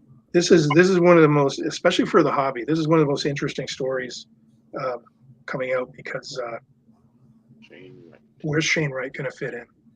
Shane Wright was a guy that was projected to be the number 1 pick for about 2 years before that draft, and he fell to 4th, and then he didn't make the Kraken. They sent him back down to junior, and with Shane Wright, he played in the World Juniors. But what was really interesting, if you saw any of the World Junior games, Shane Wright and Connor Bedard are both playing, and you could see that Connor Bedard was light years ahead of Shane Wright as far as being able to control the play. Skill level, everything. So Shane Wright, even though he was a projected number 1 pick, is just not in the same stratosphere as Connor Bedard. Now, is Shane Wright going to make the Kraken? Is he going to be an impact player? I mean, I don't know. I haven't seen them play in preseason yet. I don't know how his preseason's been, but there's big expectations for him. Matt Beniers won the Calder Trophy last year, and he's looked for a big year from him. But the thing with Seattle, and again, I watched Seattle live twice last year, and they are ultimately a team. Like they did not have Matty Beniers, maybe a star. Like they had a couple guys that could score 30 or 40 goals, but I mean, they didn't have a dominant. Like this is your top power play line. This is your number 1 line. They were a line. They were a team that was built 4 lines deep, and all 4 lines on that team played a role, contributed. Matty Beniers was their Calder Trophy winner. It was great, but I mean, he was just one guy on that team. It was the most well put together team that I've seen in years, and that's why they were so successful. They also did it without really a stud number 1 goalie. They were kind of goaltending by committee, kind of like what Vegas did. So Shane Wright's going to be, as far as the hobby goes, probably the most interesting story out of Seattle, and again, one of those guys that had so much hype before he entered the NHL, and then it's kind of like take a step back and see what happens. there's one there's one guy that's again, and as far as a rookie to watch, this guy's a defenseman, but he's an offensive guy. His name's Riker Evans, and he, as a rookie in the AHL, was a point per game guy. So they've got a stud D coming up that can put big points up. So he's another guy to watch. Tampa Bay, not much changes there, but Vasilevsky kind of melted down in the playoffs a little bit. And here's a guy that's one of the best goalies in NHL history when it's all said and done. You can't argue with what the guy's done. He's still a work in progress, but I think he just finally, after those Stanley Cup runs and the short off seasons, I think and the weird kind of way that the COVID season kind of ran into August, I think he just kind of ran out of gas last year. So, Stamkos is a year older. They still got Braden Point and some of these great players. They've got nobody coming up as far as rookies to watch or prospects. But Vasilevsky, I would say if there's one goalie you want to collect right now and buy some, invest in some rookies, Vasilevsky would be the guy, because when it's all said and done, he's a first ballot Hall of Famer. Go to Toronto, and again, goalies. There's a kid there named Joseph Woll, and I would expect he's going to emerge as the starting goalie in Toronto. And Toronto's got another team. They've got their big four. They've got Matthews and Marner, and they've got Tavares. I would think that their window is getting, and Nylander's the other one. I would guess that their window is shrinking as far as to how much time they have left to win. A lot of people were thinking that getting rid of Kyle Dubas and bringing in some fresh blood in the scouting department and the player personnel department, getting away from analytics and going back to evaluating players the way it used to be done. So that's going to make a difference. But Joseph Woll is, and that's the one thing Toronto's had mediocre goaltending during this whole time, and defense was an afterthought. So if they've got good goaltending, Joseph Woll can be that guy. And if Toronto makes a deep run in the playoffs, whoever their goalie is going to become a total hobby stud, just because that's such a huge hockey market and that's such a marquee position. The other thing that's really fun in Toronto is Max Domi is there. Like Ty Domi was what still is a cult hero in Toronto, and now Max Domi is playing there. So that's a lot of fun to see him following his dad's footsteps. Vancouver, again, another team that I don't know if you watched the Canucks last year, it was almost embarrassing how underachieving they were. Thatcher Demko has a chance to be, he can be on any given night an elite goalie, but he has a chance to really kind of take this team on his shoulders and do something this year. Vegas, and again,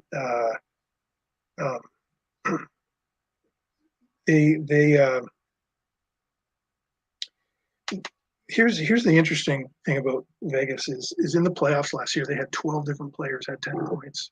Again, you talk about Seattle being a rule 4 lines deep. Vegas is the same way. They have a deep team, but the one guy last year that finally broke out was Jack Eichel, and it was so good to see Jack Eichel kind of emerge from Buffalo, and always in the shadow of Austin Matthews as the number 2 pick, and he just exploded in the hobby last year. And Aiden Hill was their goalie. He's re-upped with a new contract. Aiden Hill was their 5th goalie last year, and he was the guy that ended up taking them to the Stanley Cups.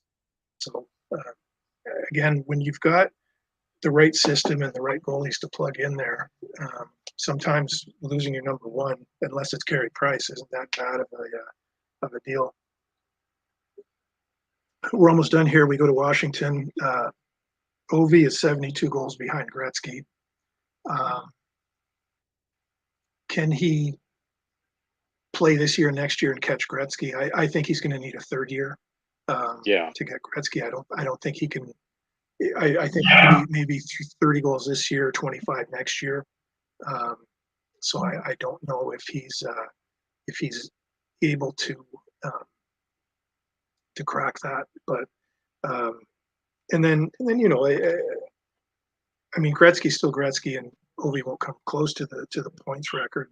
Plus, Gretzky played in the WHA. I honestly think WHA stats should count in a lot of these players like Gordie Howe and like Gretzky, some of the guys that played in the WHA. Ovi, I always like telling this story. In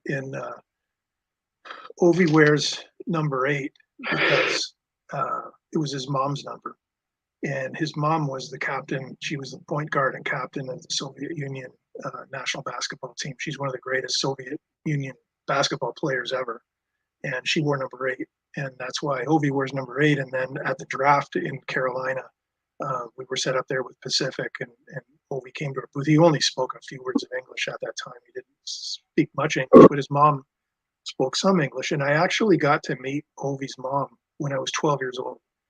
It was at the 1976 Olympics in Montreal, and I got a job as a 12-year-old running film. So the photographers, there was no digital photography back then. So the photographers at the basketball game were there, and they shoot the roll of film, and it would go in an envelope, and I was taking the envelopes and running them putting the labels on, running them to the dark room, coming back, and because they had a setup at the Forum in Montreal for all the films to be there. So I was going to a lot of the basketball games, and it was really cool to see Olympic basketball, because the USA team that year, Phil Ford, Scott May, like they had a lot of great. But I remember Phil Ford especially. He was the best point guard I've ever seen, and at that point, and it was really fun to watch that. And across the street from you guys weren't around in 1976.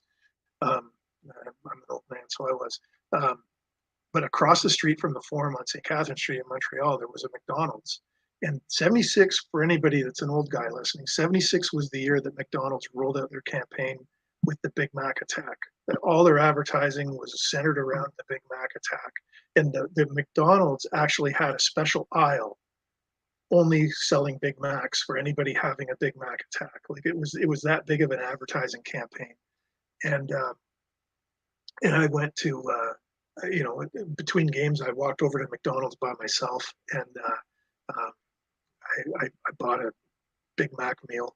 You couldn't get a meal then; you had to order it individually. But I got my Big Mac, and I sat down in a booth. And the Soviet basketball team, the women's basketball team, came and they sat in the booth next to me, and they had this woman named Semenova. Julia Semenova. She was a 7-foot center, and she and Ovechkin's mom were close friends.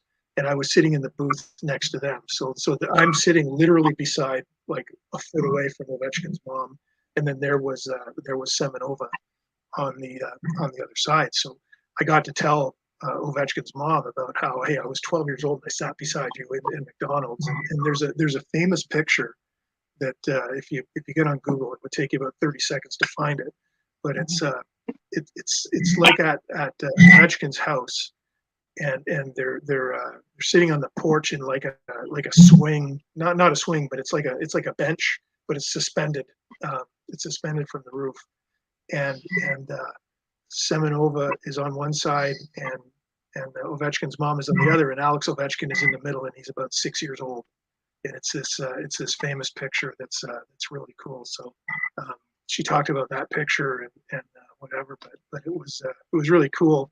You know, you sit beside somebody at McDonald's when you're 12 years old, and then all of a sudden, you know, there you are talking to her, and her son just got drafted first overall in the NHL. It was kind of a neat moment.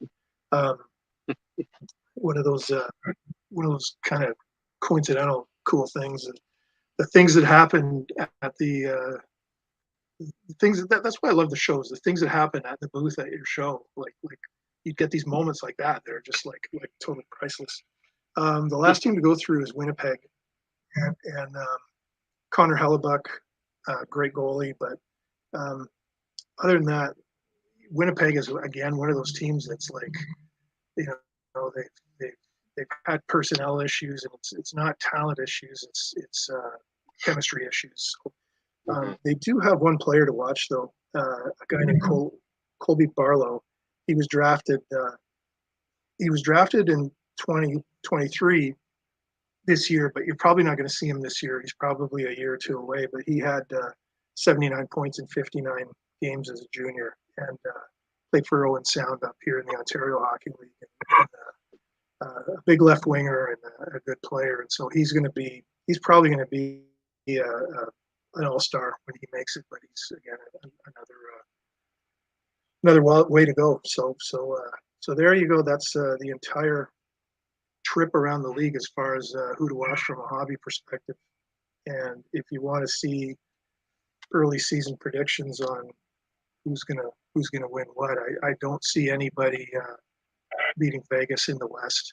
I think with Bruce Cassidy as their coach, the talent they have, I think that it's theirs to lose as far as the West goes. And as far as the East goes, I really think this is the year New Jersey, either New Jersey or Carolina steps up and plays Vegas in the finals.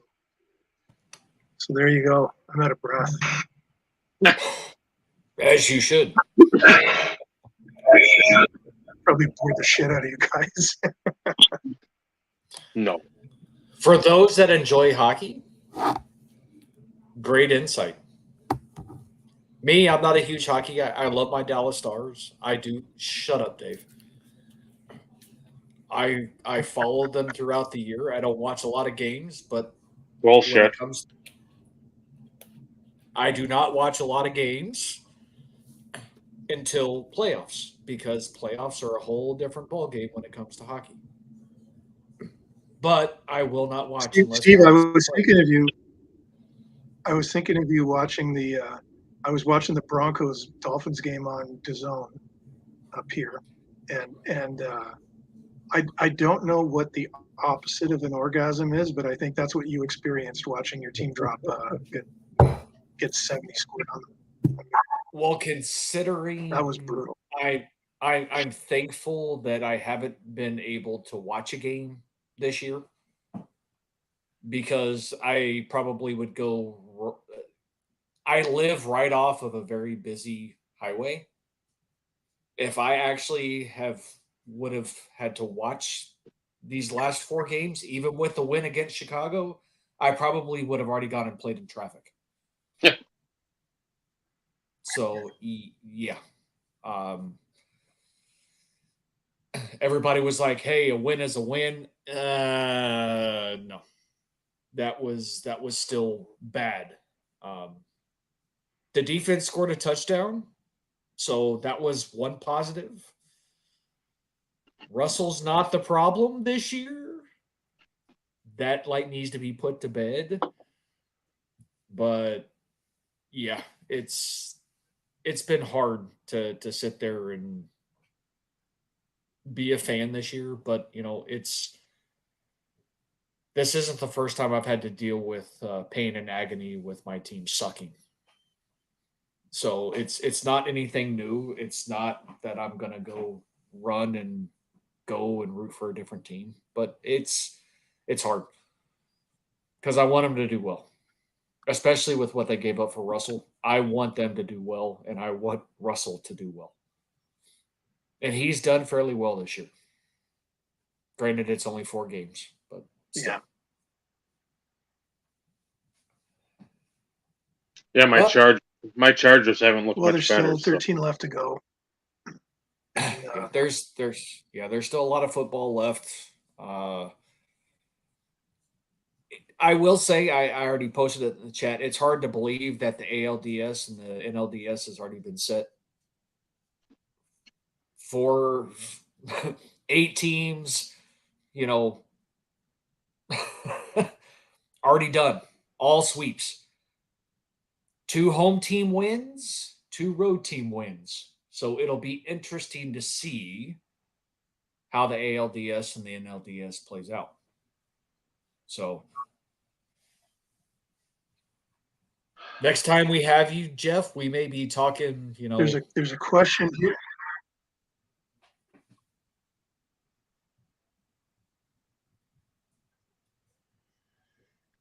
Well,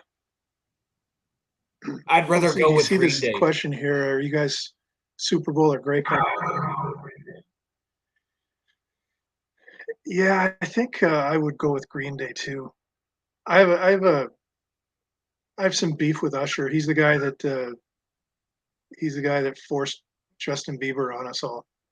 But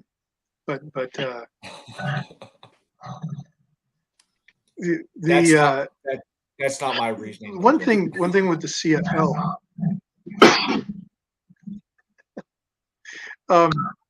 One thing that is really cool. 1983. It was 40 years ago that Jago came out with the 1983 Warren Moon rookie card, which is probably the epitome of all CFL cards.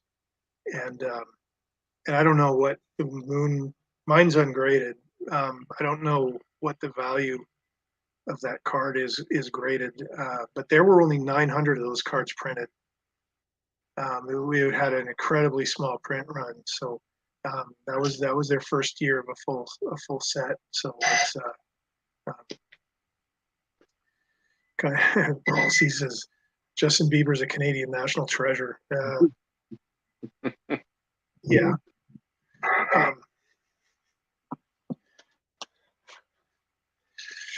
I don't know. You know who the best Grey Cup?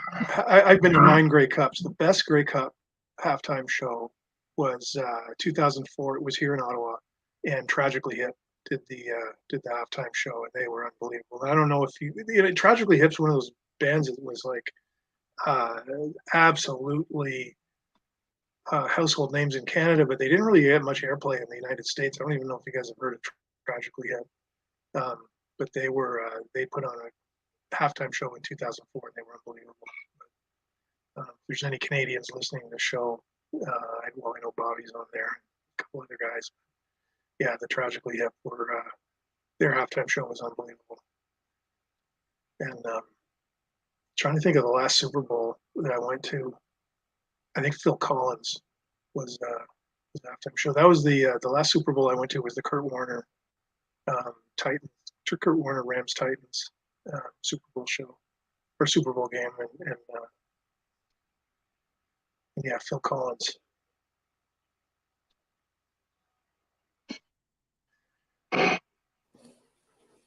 NFL tries to do too mainstream artists these days. I don't get it. No, it's more about the production than it is about the actual the band or the group or the singer.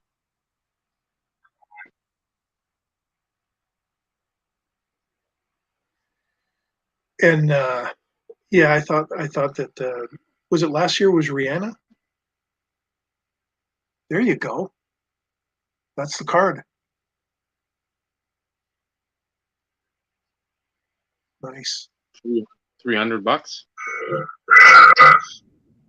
Raw ones go for that. That's an incredibly undervalued card. Because again, I mean, it's Warren Moon's rookie card. There's 900 of them made. I don't know if the production figure is that well known, because I think that it's not serial numbered, but I just from being friends with John Bradley, who owns Jago, I mean, he told me the whole story about the Warren Moon card years and years and years ago. And complete set of we just saw grand there that Canadian. Nickelback is a national treasure.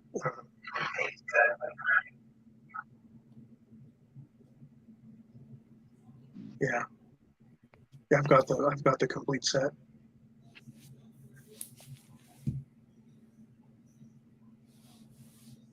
But it's in binders and sheets. I never got anything graded with that, but if I get them graded, I can't have them in my binders and sheets anymore. So maybe someday.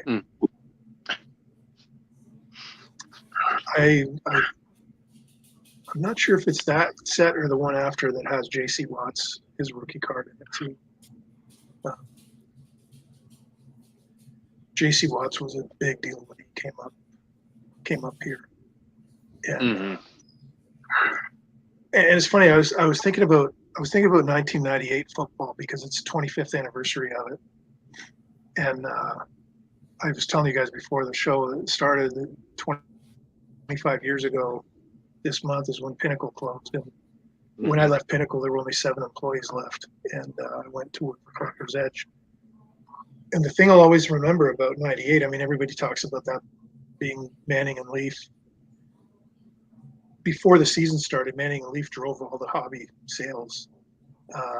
Both of them had, I mean, Peyton Manning had a disastrous rookie year. Ryan Leaf actually probably outperformed Peyton Manning as a rookie, at least for the first kind of 2/3 of the season. But with the one guy I'll always remember from the '98 season was Doug Flutie. You know, he had established himself as the best Canadian Football League player ever. Revolutionized the game up here, set every record imaginable, and finally got another shot to go down to the NFL. Buffalo signed him, and Rob Johnson went down, and all of a sudden Flutie went in, and he just went on a run that was epic. I think he won like 11 out of 13 games, or I can't remember what it was, and I remember working at Collector's Edge and just like going crazy for Doug Flutie. And I loved working at Edge because we were such a small company that if we decided we could do something, we would do it. If you wanted to do something at Pinnacle, you'd have to write a report, and you'd have to have a meeting, an internal meeting, and then you'd have to like meet with the costing people, and then you'd have to meet with the graphics people, and then you'd have to have another meeting with the levels of the suits that were the sales guys, and then they'd call all the sales distributors, and like you just couldn't get anything done at that company. Yeah, whereas at Collector's Edge, it was like a phone call. Hey, let's put Doug Flutie in the set. Okay, done. You have a photo? Yep, in. Like it was that quick, and I always think that Doug Flutie opened the door for a lot of mobile quarterbacks because and I don't want to bring up the black quarterback, white quarterback thing, but that was still a thing for some people in 1998. And Donovan McNabb kind of did a lot for kind of, you know, smashing the stereotype. But Doug Flutie didn't play like a white quarterback. He was a guy who had to create horizontal passing lanes. He was a guy that had to use the whole width of the field to create lanes that he could run and see and make plays and develop plays. And he sort of opened the door for that style of play. And Donovan McNabb played that way too. He was athletic, but he had an incredible arm, and he was a great quarterback. He could read very well as far as defenses and coverages and everything. But Doug Flutie just had such a magical season, and it was incredible to watch. And then for them to bench him in the playoffs was just ridiculous. That was the following year that they benched him in the playoffs,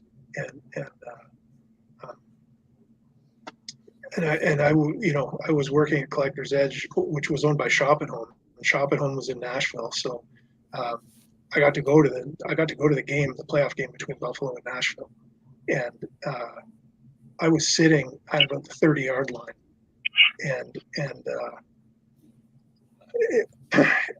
I still to this day, and you know, I'm a football referee, and it's like I sit there and I don't care how many times I've watched it, and I just saw the pass from Frank Wycheck to Kevin Dyson, and the ball was thrown behind the 25-yard line and caught ahead of the 25-yard line, and he's running for a touchdown, and I didn't even think anything of it because it's like, oh, obviously this is coming back.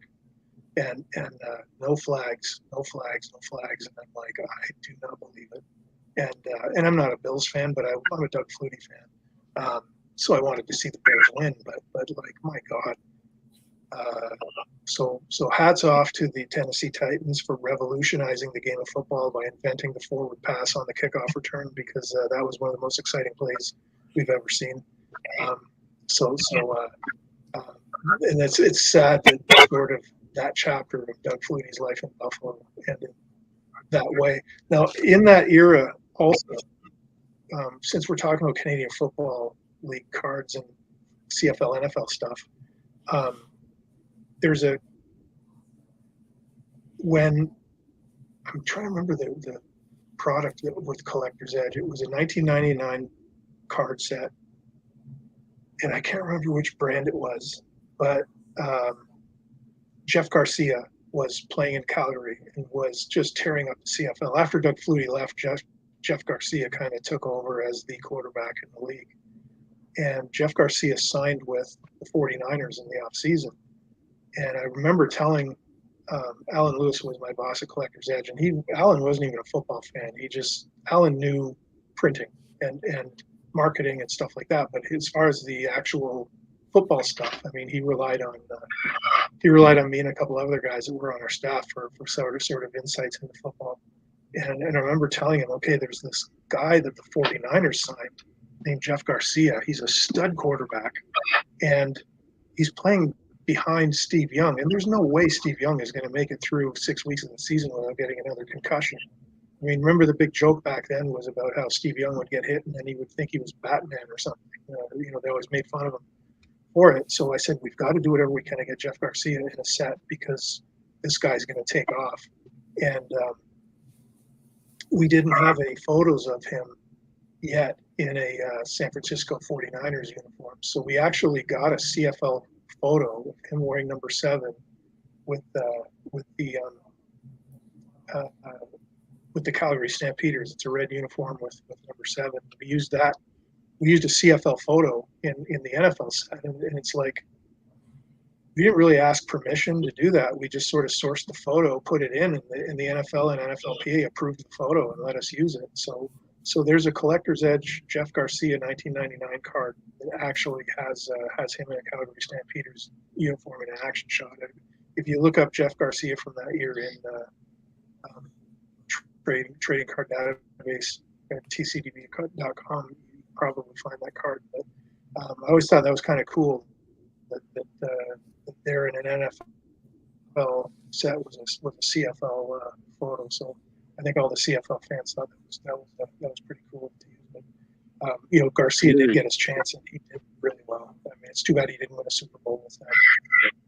He kind of missed out. But yeah, it was interesting, and that was a and when you think of 1998, after that season, then 99 came along, and 99 was supposed to be sort of the year of the quarterback. And, you add Tim Couch and Donovan McNabb and Achilles Smith and Brock Heward and Triumph. That's it. That's the one. I don't know if you guys remember how absolutely geared up everybody was for that 99 draft and the quarterbacks available. But now you look at it and it was just, other than McNabb and Dante Culpepper, none of those guys panned out. No. Tim Couch was number 1 overall. I feel bad for Tim Couch because he just, couldn't have gone into a worse situation with that. That's the card, yeah. And I now own that the card. Calgary Stampeders card. What's that? I now own that card. There you go. And so that's kind of a cool thing. In going back to CFL a little bit, I know we weren't planning on talking about CFL, but why not? O-Pee-Chee stopped making football cards in the CFL in 1972. So in 1973, this would be the 50th anniversary of that. There was no CFL cards yet for the first time in since the late 50s. And there was no cards between 73 and Ninjago came out in 83. So there was a decade that was like a missing decade as far as cards. And if you look at the 1973, who some of the great rookies in the CFL were, this was when Johnny Rogers was playing up there. But there's a quarterback that played in the MAC. I think he might have played at Toledo or Western Michigan, a guy named Chuck Ely. And Chuck Ely was a rookie in 72, so he wasn't in the 72 set, but he would have had a rookie in the 73 set, but they didn't make cards. And again, Chuck Ely was a black quarterback who didn't get a shot in the NFL basically because he was black. But one of the greatest quarterbacks of the 1970s, and he's in the NCAA Hall of Fame. This is a guy that in high school went undefeated as a quarterback, won 3 or 4 state championships, went to school, and again I'd have to look up where he went, but I'm pretty sure he was in one of the MAC schools. Went, I believe it was 35-0 as a starter in college. Won every year, and didn't get drafted in the NFL. He hadn't lost a game in 8 years of playing. Came up as a rookie in the CFL and won the Grey Cup in 1972. Now the Pinnacle Tiger Cats won the Grey Cup that year. He did lose a couple of games as a pro in his first year. That was the first time he ever lost a game, and just an absolutely fantastic quarterback. If Chuck Healy were around today, I mean, there's no doubt that he would be, you know, highly collectible, highly sought after, incredible player. But it was just, you know, it's a sign of the times. 50 years ago, the guy just didn't get a chance to get a break because of the prejudices that were there. So it just, you know, when you look at the CFL during that time, quarterbacks like that were getting a shot in the NFL were coming up to the CFL. Another one is Condrich Holloway, who played at Tennessee. If you watch Kenny Chesney's video for The Boys of Fall, there's a lot of footage of Condrich Holloway, who was a Tennessee quarterback. And Condrich Holloway is also, I think he's the athletic director at Tennessee now, and ended up playing.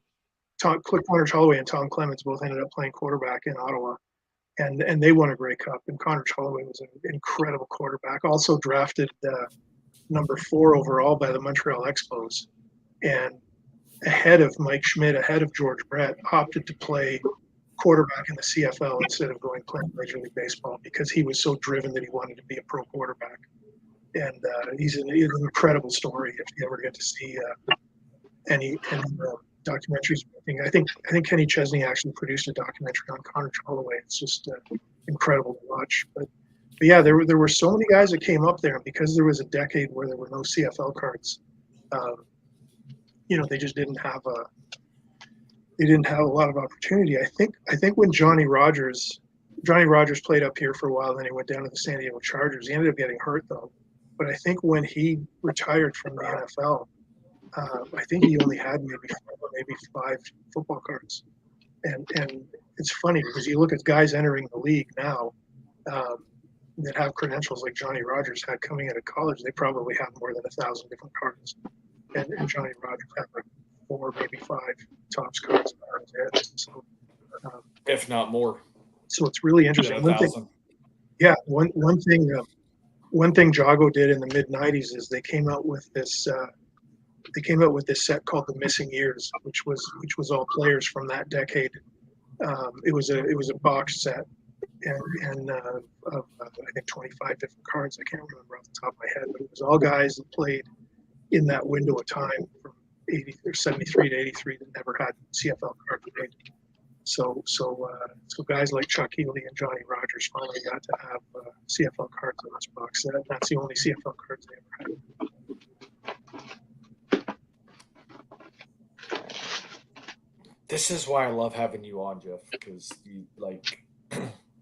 Because I don't shut up. You don't have to do anything. No, that's like in a nice way. It's nice that, you know, we kind of get a break from having to carry the show, but every show you bring something different to where, you know, like we wouldn't know about some of this stuff because 1, we don't live in Canada, and 2, because of your wealth of experience in various manufacturers and everything else, you have stories and talking points as it relates to a lot of things like that none of us would know about. And that's why it's always a pleasure and it's always fun to have you on, because yes, we somewhat have an agenda, but a lot of the times you bring stuff to the table that we would have never thought to talk about. And it also spreads it to other people. Whether or not they listen, whether or not they go do their own research, that's on everybody else. But I love learning about stuff as it relates to especially football, because I am a football guy, as everybody knows. Like, I knew none of that. Nothing. Shut up, Dave. Since you're not on mute, I heard you clearing your throat. I know you have something to say. Shut up, Dave. But it's awesome just to hear some of the stuff that just out of it's almost like you pluck it out of the air, and it makes you think of something, and you give us a freaking phenomenal story and a history lesson as it pertains to CFL cards. Like, I would have never thought we'd ever have a conversation about CFL cards on the show. So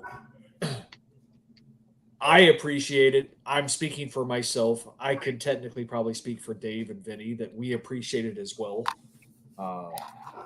And hopefully people learn from it. So, but we are over the 2 hour. I didn't come on here. Go ahead, Jeff. I didn't come on expecting to talk about CFL, but it's just one of those. I think there's context though, because you know, when you get a player like Warren Moon, a player that caliber and that status, and it's an anniversary of this really cool rookie card that there's only 900 of. It's kind of a I'm trying to see who that is. It's a little blurry. Is that a Darius Bowman? It is. Yeah, great Winnipeg Blue Bomber. And yeah, there he is. Yeah, there's some great players. And Steve, you know, you're from Dallas. I don't know. You've been in Dallas a long time? Like, are you from Dallas?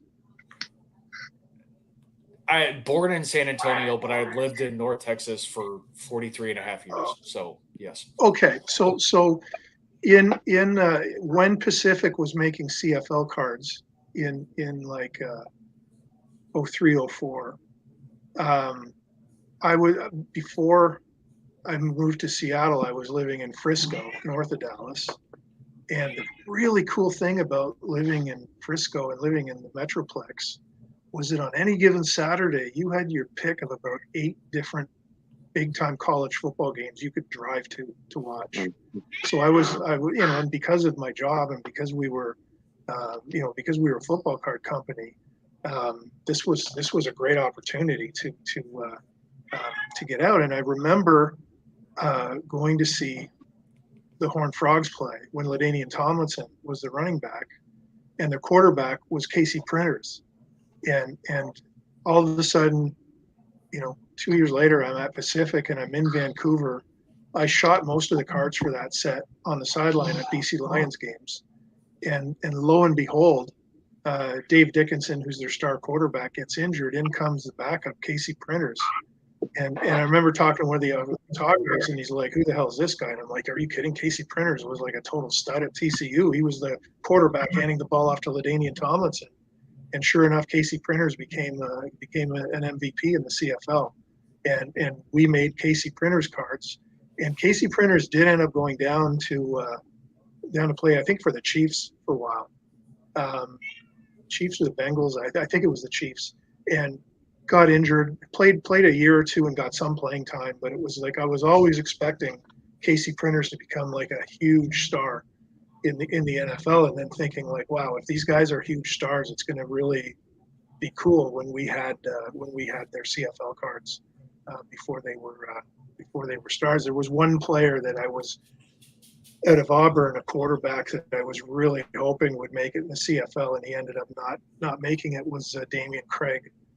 Who set all kinds of records at Auburn. And then do you remember from the 49ers, Giovanni Carmazzi? From Hofstra. He ends up, you see his name. Yeah, you see his name come up in documentaries sometimes because he was drafted ahead of so-and-so or whatever, or he was the other quarterback. Anyway, he ended up playing in the Canadian League too. There were a lot of guys that ended up a lot of guys that were like bona fide future NFL stars when they were in NCAA, and they ended up not making it. guys like Kenya and Rambo and Craig East and all these guys, they ended up in the CFL. We made cards of them in the CFL with Pacific, so it was kind of a fun exercise to go through that. But it was unfortunate that again, Pacific closed, and Mike retired and sold the company in 2004, and that was the end of that. And I keep asking Mike, hey, when you can start the company up again? I'm ready. And he's like, no. And by the way, I know we had Mike Kramer on the show before, and his book is now shipping. So if you haven't got Mike Kramer's book yet, it's available on Amazon and it's shipping now. So I haven't got mine in the mail yet, but I can't wait to get it. We'll probably have to have Mike on again after you guys get your copies of the book and read it. That's the plan, Jeff. That is definitely the plan. Yeah, because I don't know. I watch your show a lot, and I think that show that you had Mike on, I think that was probably the most fascinating interview. I was honored to be a part of it. To be able to talk to him about that. And I used to work with him and I'm a good friend with him, so I could sort of have more of a conversation than a formal interview. But the knowledge and the stories that guy has, every time I talk to him, even to this day, he drops something on me that's just like, whoa. And even the time that he was telling me about the book, well, I had lunch with Bob Uecker and he told me I should write a book, and I'm like, wait a minute, you had lunch with Bob Uecker? And how the hell did that happen? And yeah, Mike is such a humble. You meet Mike in the street or in a bar, you'd never know he was Mike Kramer. He's just a guy, that loves sports and cards, and he's a regular guy with a funny sense of humor, and it was such a joy to work with that guy. Unbelievable experience that was. Yeah, that show actually has moved into our top 5 most viewed videos on the channel. Oh, that's fantastic. Yep, top 5. So it still gets some looks even months later after having the show. So so I just have to get on and watch it about 200 more times, and that'll bump it up. Actually, I think only like 79 more times, and it would tie the number 1. Vinny's to blame for the number 1 video because it's the Christmas video from last year that he watches frequently to make himself feel good when he's having a rough day or pissed off or whatever. So he goes and watches that one frequently. But I'm speaking for the entire group here. That still by far is one of our most proudest moments, being able to have him on the show first and foremost, but to have you conduct that interview made it just like perfect. And I don't use that word a lot. It was freaking perfect. Like it could not have gone any better if we wrote it out and planned it. Yep. Like it was just absolutely perfect. And I'm looking forward to getting a copy. I'm looking forward to reading the book. And, we all have some work to do ahead of us. But most definitely, if we can arrange having him back on the show after we've read it, I think would be awesome. 100%. Yeah, I think that he would. I think I don't want to speak for him, but I know he had a great time when he came on to the show, and he's so excited about the book too. Like I get a message from him every now and then. It's like, hey, guess what? They've approved the artwork, or they're on the press. Like he's just so excited about it, and to see, and that's the one thing about Mike when I worked for him is like we worked together on so many projects, and the level of passion that guy brought. and I bounced around the hobby a lot at the manufacturer level, but that was just a sign of the times. Companies were opening and closing, and we bounced around like free agents in a pro sports league, and for Mike to see him with that invigorating passion again is just great. And I think it's important, like he says, it's like those stories are all with him and in his head, and it's like at some point you got to empty them out.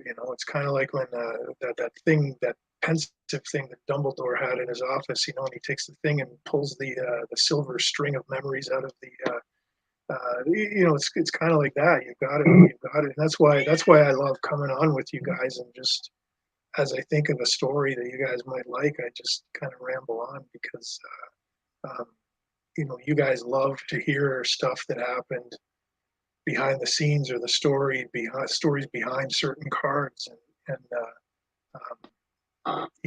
if we don't get it out there, the people that know about this stuff, if we don't get it out there, then no one will ever know about it. And even when you write a book, like Mike was saying with his book, that once he got to the publisher, he had to cut a lot of stuff out. Like it was maybe a quarter to a third of the book he had to chop just for space limitations. So I know that like a lot of people read a lot of my stuff that I write for sportscollectorsdaily.com, and I think that a collection of some of that stuff and some other stories that I haven't written yet, I think it would make a good book, but it would just be sort of random. Like my idea for a hobby book wouldn't be a chronological history, or not an expose like Card Sharks was, with the Pete Williams wrote about Upper Deck in the earlier mid '90s. I would want to have a book with a whole bunch of 1,000-word stories about just different random things, and like cool stories from the hobby. And I think it would be good to keep in your bathroom, and every time you go have a shit, pick the book up, and you can flip to anywhere, and here's a good story. And that's kind of what I would want to do with it, because I think that there are, I'm going to be 60 years old at Christmas time, so it's like, I started collecting when I was 5, so there's 55 years of collecting, a whole generation of working in the industry at one level or another, and just some of the stories, like from some of the collectors you meet, from some of the dealers you meet, all the different autograph guests you meet, some of the things you see behind the scenes. Some of them are funny, some of them are horrific, some of them, I think back off the top of my head, the most bizarre things I've ever seen at a show. Like I think back to a show in Montreal where there was a promoter named Jean-Guy Pichette, and a little fat French Canadian guy goes around after the show to all the tables and collects the cash from the dealers for their table fees. Guy walks up to him, shoots him, and grabs the money and hops into a car waiting for him. And first time I ever saw somebody get shot. Like it was just like right in the middle of a show floor. Like it was you never think when you go to a card show you're going to see something like that. So there are a lot of and then we'll have to get you. We'll have to get Baron Badesky to come on with you guys at some point. I worked with Baron at Canadian Sports Collector, and Baron works for the Professional Hockey Players Association now, and we had a blast working together. And we had a booth that we would set up at the show in Toronto, and it was one day our boss was a guy named Paul Fioca, and Paul sadly passed away from esophageal cancer a few years ago. But we always talked about how that cement floor was so hard to stand on for 3 days at a show. So Paul bought this nice carpet with our logo on it that people could stand on when they're visiting our booth. Well, sure enough, the first show we have this carpet at our booth. some special needs kid who's about 10 years old comes and shits himself on the booth or on the carpet at our booth. So our brand new carpet has this like massive turd on it. And it's like, you clean it up. No, you clean it up. No, you clean it up. Well, it's Paul's rug. Make him clean it up. And so it was kind of this thing. And then we get the carpet back to our office, and we have to get it professionally cleaned. But it was, I mean, it's kind of sad when you see something like that happen. But what made it funny was that Paul was so excited about his new carpet, and then something like that happened, and it was just one of those moments that you never forget, because it was just so surreal to see something like that, and so it was kind of a funny thing, but there would always be crazy things that we would see, and then working on the inside of the industry, there's so many things you're privy to, and so many behind the scenes things that you know about that just never get out, because no one that would ever tell these stories would ever know about them. So it's and Mike had a lot of those stories that when he came on. The funniest one was when we were trying to make Mike Comrie bobblehead dolls for the RNHL product, and they didn't get made because he had Mike Kramer and Mike Comrie dolls ordered, and the guys in China making the bobblehead dolls thought they were the same guy. So we had a lot of laughs about that. But yeah, some really fun moments. And the earthquake. Yeah, the earthquake. Bobbleheads. The earthquake was a classic, and I'd never seen an earthquake before, and it was weird because the pavement was like rolling, but it didn't crack. And it's like, how does that happen? That was the weirdest thing I've ever seen.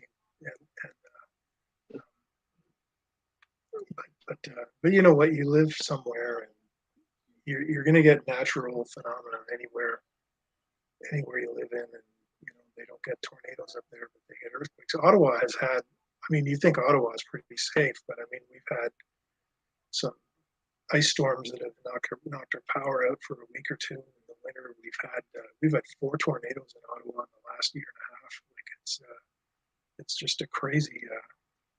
And today, I mean, it's October, and it was 88 degrees today in Ottawa, like a record high. So, usually we're getting ready to skate on the pond, and so yeah, it's. But I don't mind a bit. If this is what global warming is, I'm all for it. Screw you, Greta. I like 88 degrees in October. So yeah, but again, getting back to doing a book, I really want to make that a project for next year. And, I want to talk to Mike a lot and see sort of kind of what would you do differently, and pick his brain a lot before I do it. But I think it would be a lot of fun, because there are some, I mean, even at Pacific, Mike Monson is in the office next to me, and Mike comes over and says, I've got Carrot Top on the phone. He wants to have a tour of the company. It's like, what? Yeah, he's performing in Seattle tonight, and he collects all our cards, and he wants to tour the company. And it's like, hey, tell me, come on over. Like it's just the weirdest, randomest things would happen there, and it was a lot of fun. So. Coming up on 2.5 hours. I'm doing my job. Yeah, I better go. I got some pills to take. Yes, make sure you do that. Dave, I'll let you kind of do your normal thinking of Jeff, and we'll give you your platform to sign off with, like we always do, Jeff. So, Dave. Yeah. Again, thank you again. Like Steve said earlier too, and I said on the phone Saturday, it's like you don't know how much it means to us to have you on here sharing your stories, your knowledge, your wisdom, your humor. because again, you're one of us. You're a collector. You love sports. You love a lot of stuff, and whatever you're speaking about, it shows. You can tell the passion you have, and in the hobby today, I don't know a lot of that. If a lot of that goes on, the passion is for trying to get something bigger, better, trying to trade up, as it were, and you're just like, I want to get what I like, what I find interesting, and that's the way we've collected for how many years, and that's why I believe we resonate with you very well, and the relationship we formed has been, I don't say mutually beneficial. I mean, you have to come on here and listen to us when we're talking, and that's not a win-win for anyone. But for us to call you a friend, that and somebody that will again come back on the show more than once and not be like, oh, they said fuck on there. Well, I'm not coming on there.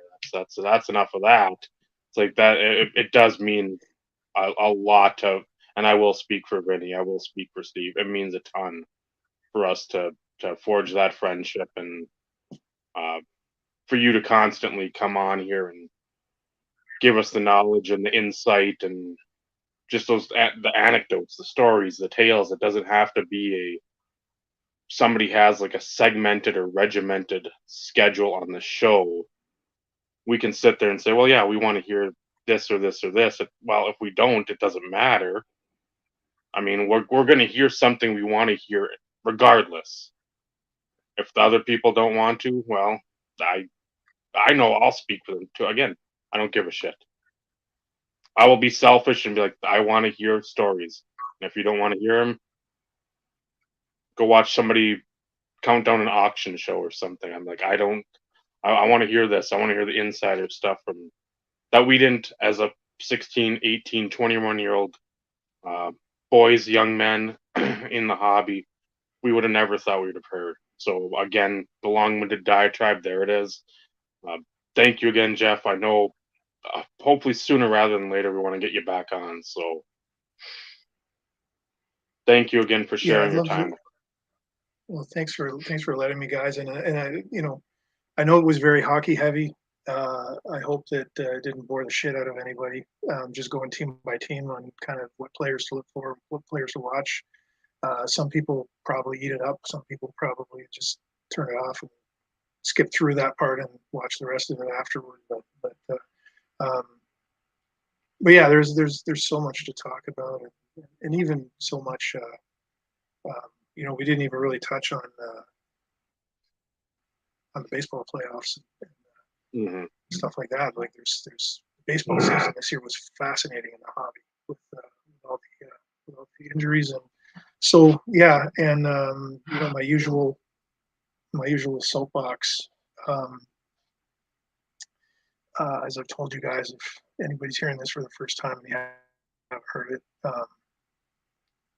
I have cancer. I'm not coming out of it, and it's a bone marrow plasma cancer.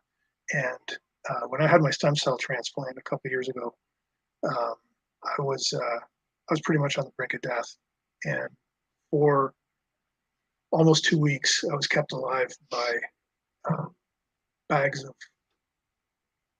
red blood cells, platelets, plasma transfusions, things like that. And we overuse the word hero a lot, especially in the hobby. I collect my hero, whether it's Steve collecting Terrell Davis or Vinny collecting Mario Lemieux or me, I collect Gary Carter and Thurman Munson. I was a catcher.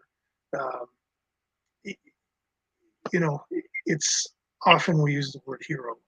Icon maybe, role model maybe, favorite player, yeah. But hero's probably the most misused word that we have. Hero is somebody that does something selflessly to benefit other people. And if you find yourself watching this podcast and you've ever wanted to be a hero, if you decided, I wonder what it feels like to be a hero, all you got to do is go get blood. Get blood, get in the bone marrow registry, give platelets, give plasma, especially bone marrow registry, because I was kept alive for 12 days by 24 people who made donations at the blood donor clinic. And I will never know who they are. They will never know who I am. They will never know that I'm the guy whose life they saved. But I was kept alive by 24 transfusions. And I'll forever be thankful for those people, but they're anonymous people. And to me, that's what a hero is. You do not have to score a Stanley Cup winning goal. You don't have to be Tom Brady and win 6 Super Bowls or 8 Super Bowls or whatever the hell. I don't even believe he's fully retired. I know the guy is going to come back at some point. Even if he's like 70 years old, he's going to come back at some point. You don't have to pitch a no-hitter or win an NBA title. You don't have to do anything like that. You don't have to run into a burning building to save a child. You don't have to run through bullets to catch a bank robber. You don't have to do any of that to be a hero. Mm-hmm. You just have to go give blood, and you will save somebody's life. And then after you give blood, you're gonna feel a little bit weak. Go to McDonald's. You'll feel better, and then you'll know what it's like to be a hero. And if you can do that, you'll not only save somebody's life, but it'll change your own life. So, as Forrest Gump would say, that's all I got to say about that. Thanks for giving me the opportunity to quote my right, guys. Always. Always. You are always welcome. You're always here on the platform to be able to do that, because we're thankful for those people as well. Yeah. So, listen, take the advice, go donate blood. Yep. And with that, Jeff, thank you again. It's always a pleasure, and we mean it. So, all right, lads, I'm going to sign off now. So, thanks again. Yep. And Absolutely. Go take your pills. We'll talk to you guys soon. Okay. Okay. Yes, sir. Sounds good. Okay. Have a good. Thanks, Jeff. You too. You too.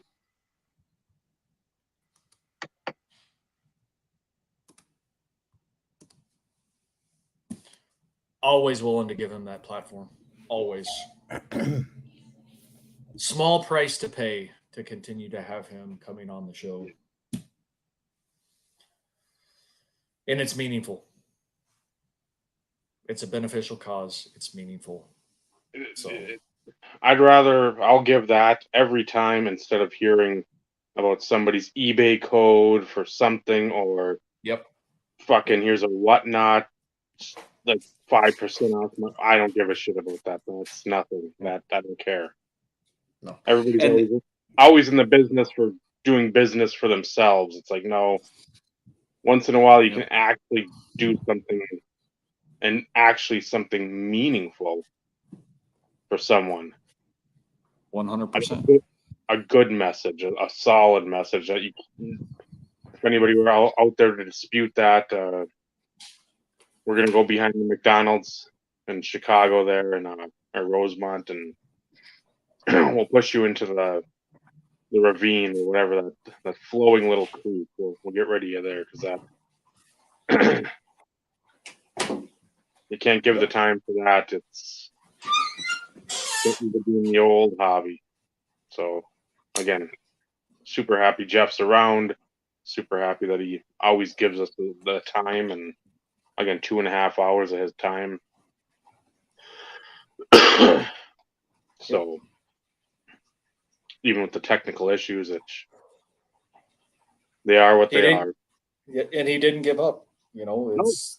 He made a commitment. He wanted to be here. He wanted to make sure that we had the opportunity to have the conversation and give him the platform.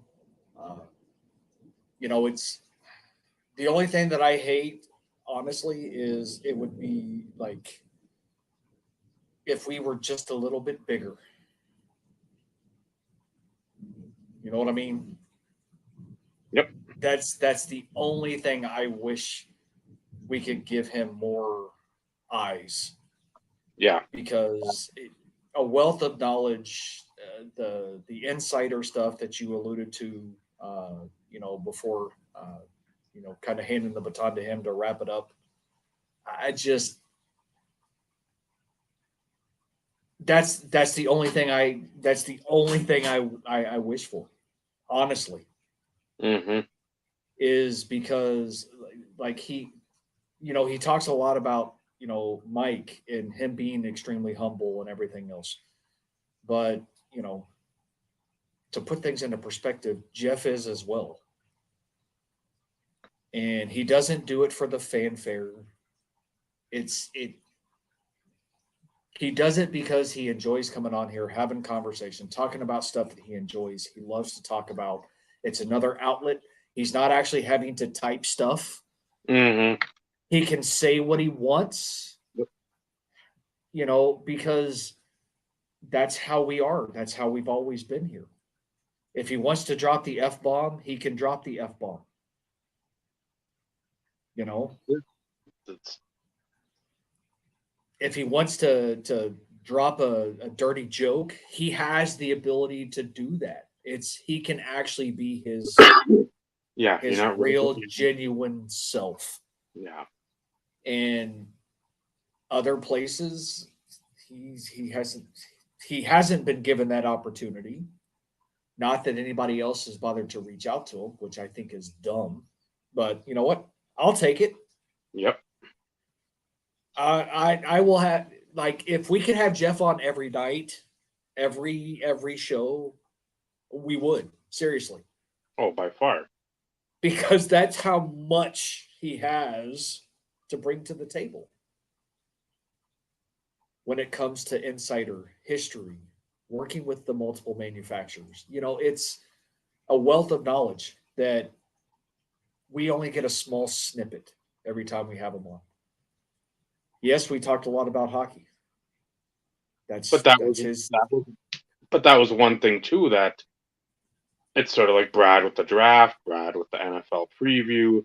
Yep. It's something that Jeff is like. the hockey guy. Yep. And Yep. because again, if we're going to talk about it,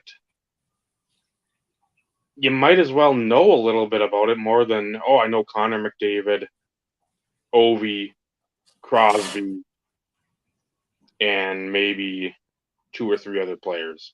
It's like, Yep. well, now and you can. This kid Connor Bedard that was drafted number 1 overall. Because yeah, you might as well know a little about the sport, and maybe there's somebody. Hey, I'm an Anaheim fan. I'm out by Anaheim. I really haven't watched it. I've watched the Angels, and I'm giving up on them. I know the the Mighty Ducks are not great, but at the same time, I may as well give them a shot. Let's get on the ground floor before they might possibly be good. Who knows? But what does he got to say about them? What's their prospect pool look like, or whatever the case may be? It's like, at least you learn something. You're not hearing the same shit. Yep. That might be what people want, though. I don't need to hear about trends of some sort of PSA 9, PSA 10 card that I don't give a shit about ever. A sticker Michael Jordan Fleer rookie. I don't. It's cool. It's a cool card, but I don't need to hear 40 different people, influencing type people, chatter about it. It doesn't matter. That's stuff that I'm never going to care about to that degree, where you need to dedicate hours of programming to talk about, well, what's the Trout update rookie, and show me some fucking fancy graphs and shit. I don't care. I will never care. Ever. Well, and because, he watches so much of it. Dave, I know you follow it a lot. Vinny, I know you follow it a lot. Paul, for instance, follows it a lot. But he has, because he was a writer for a lot of years when it came to a lot of that stuff, there's a vested interest. It's an enjoyment. It's a passion of his. So he brings to the table a lot more than what you could get for somebody who's a run-of-the-mill hockey person. it's players to look for. I mean, last time we had him on as it approached the postseason, he was talking about prime rookie cards for, some of the guys that he felt should have breakout postseason sort of stats.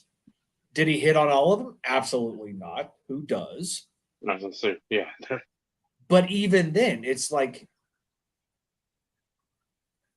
he did his research. He was watching a lot of these games, a lot of these players, and he was making projections of what he felt potentially was where things were going to be. I enjoyed that episode. And yes, I know the freaking joke of the Hockey Oracle shit. I enjoyed that episode because it's like I don't follow the card aspect. Do I watch games? Yes. Do I know a lot of players? Yes. Am I the depth of knowledge of most of the rest of you? No. Yes, and then some. No.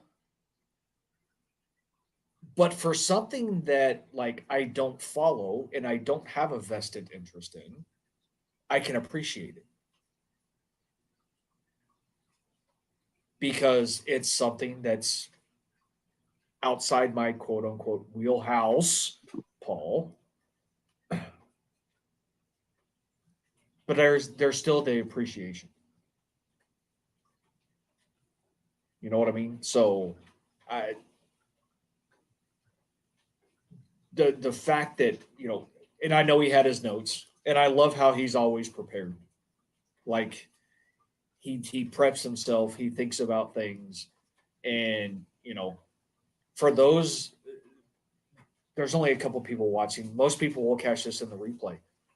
But, he shared quite a few stories with us in the pre-show that we want to make sure, given the opportunity next time we have him on, that he gets to talk about. Mm-hmm. Because, although the experiences were not, we didn't get to have them or experience them, he was sharing the stories. And it's like, I don't want to say we were in awe, but we were sitting there like genuinely like, that's fucking badass. So glad you had that opportunity. If we're going to do this, if we're going to talk about it and you're wanting to share some photos and stuff, we want to make sure that we do it right and not fuck it up. Yep.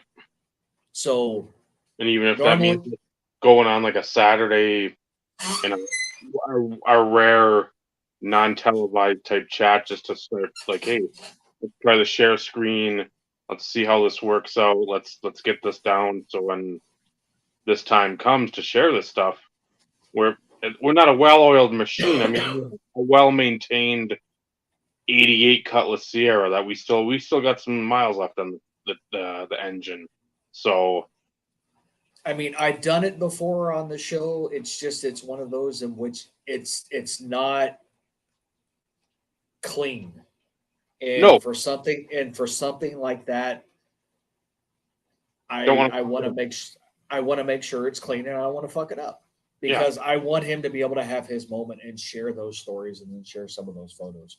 Because, like I said, cool as fucking shit that he got to experience that, and it's not anything that the run of the mill fan can't go experience. I mean, he shared that with us. He's like, this is not something that was just for me.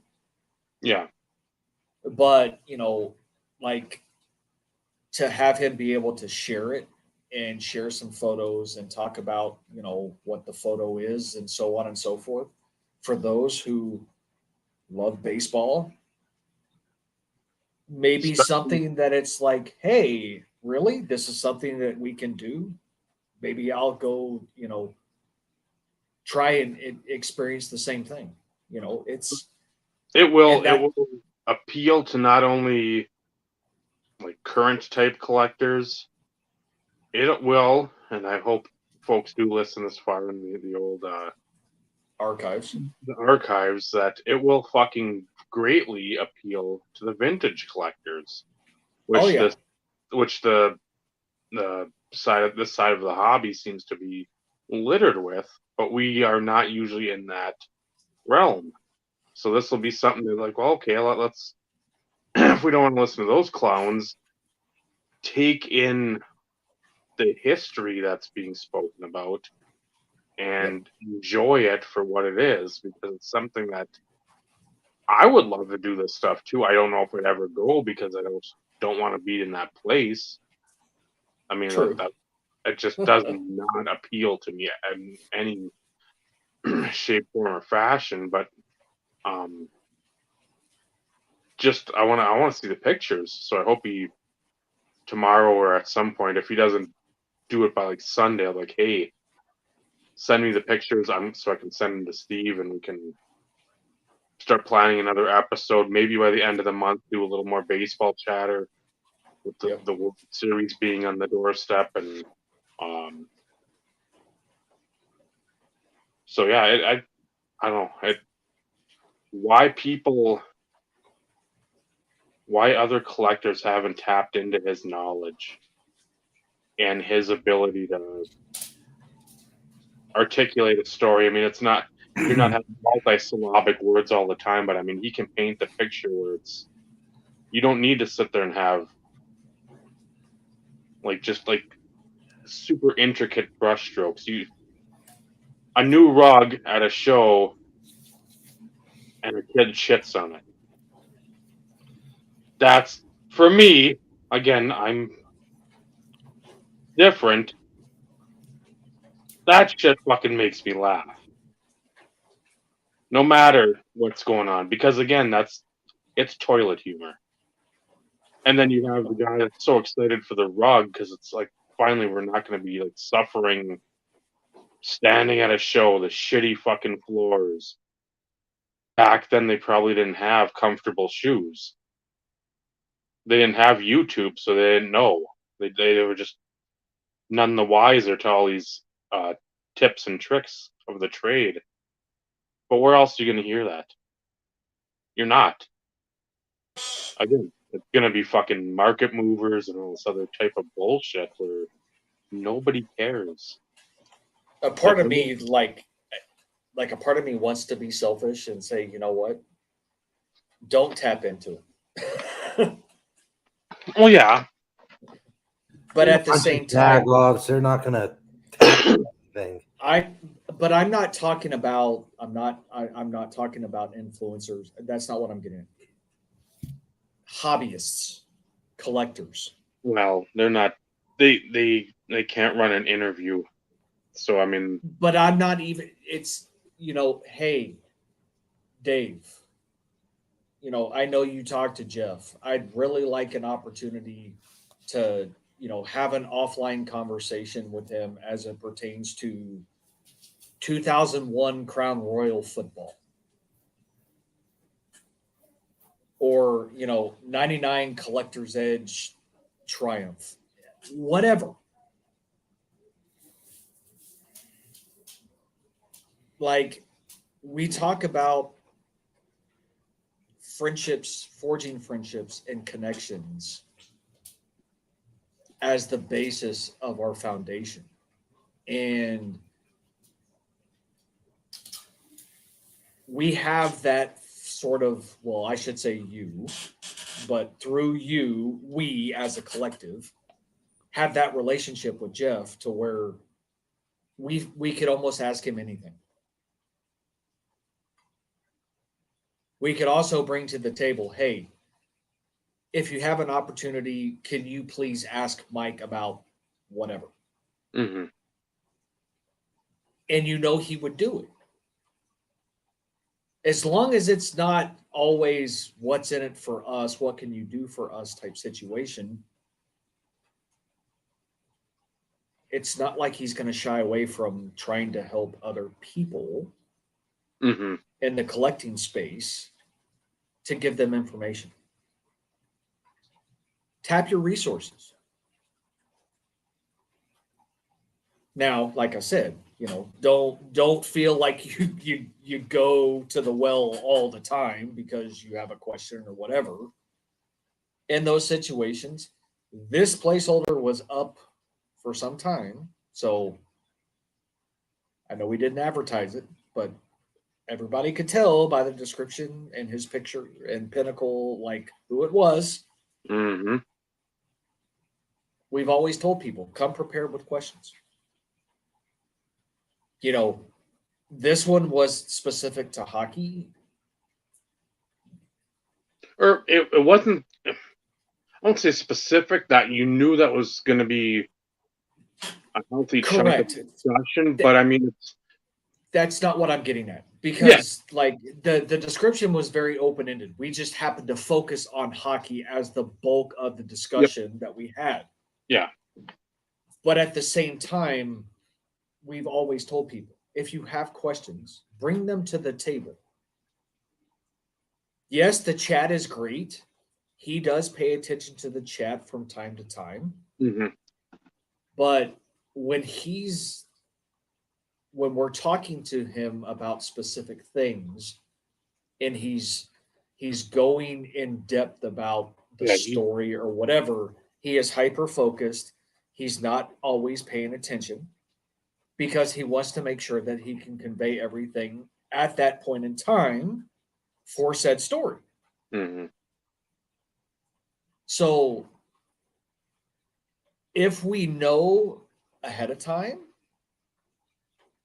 hey, I've got questions specific around Collector's Edge or Pacific or Pinnacle or whatever, just say, hey, let us know.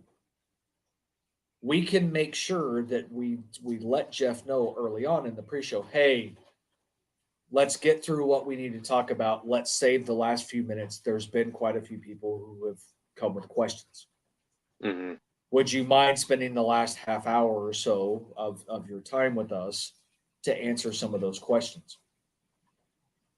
And as best you can, or with what knowledge you have. Maybe it's not something correct. But yeah, appease the viewership.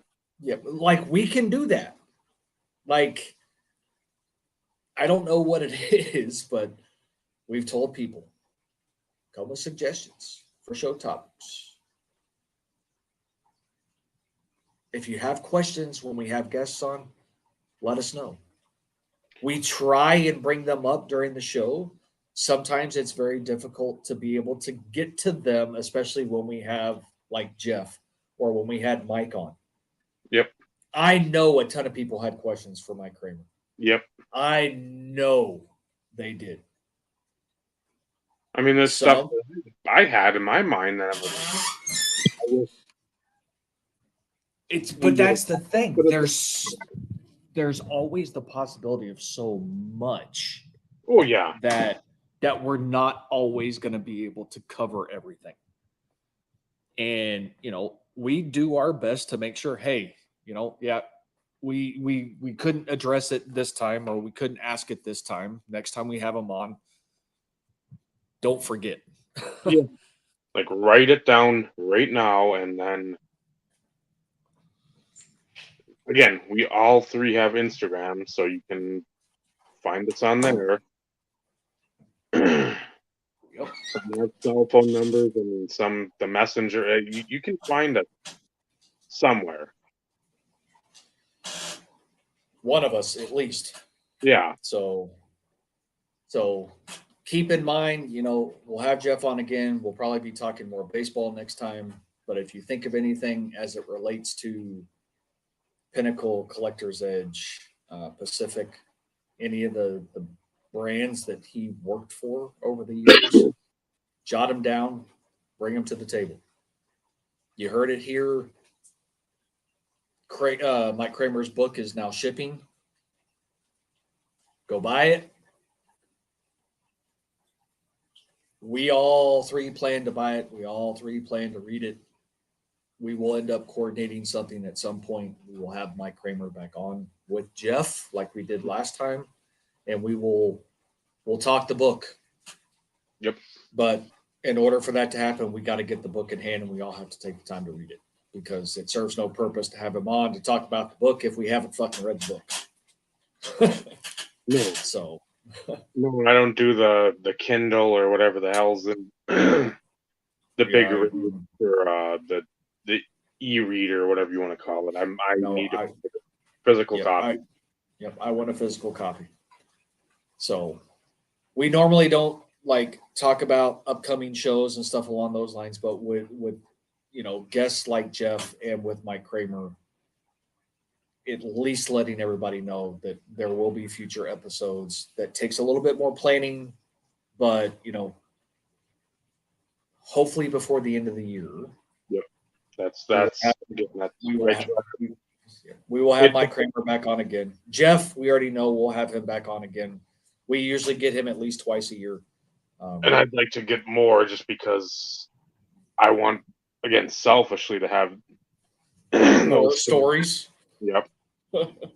I'm right there with you. So, I mean, there's so much. I don't know how much he'll talk about, but I mean, I want to hear other tales about other things that just I don't know what he's willing to talk about. So, but you now have that outlet and that opportunity to, actually talk to him and be like, hey, there's a lot of things that, I want to ask, but at the same time, I don't want to put you on the spot on the show type situation, and you now would have that opportunity to kind of to have that conversation. Oh yeah, but even if it's an offline chat, hey Jeff, we don't want to put you completely out there, but how about coming on and it's just being us? There's nobody in the comments. We're not live.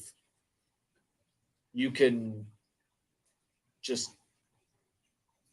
let us have all the juicy details if you're willing to share. If you're willing to share. Because as we all know, there's some stuff that probably he can't share. And by all means, we're not going to try and push that out of him. We're not doing it because we want something from him. That's not how this works. So he's been very gracious to do this for us and come on the show. It's always an awesome experience. It's always awesome to see him come in and chat. We know he watches. When he says he watches from time to time, we know he does. And I'm speaking for all of us. I never would have expected us to form the relationship that we have through this. And you going outside of your norm, getting outside of your comfort zone and reaching out to Jeff, and him coming on the show for the first time, that it's blossomed into a friendship. So those who have followed us and stand behind the Forging Friendships, you got to watch it fold out in real time. Not just the three of us, and continuing to build our friendship, build friendship with those of you who come in and watch the show, but you got to experience in real time from the very first show with Jeff to where we are now. You've seen it. So for anybody out there who claims that what we stand for is bullshit,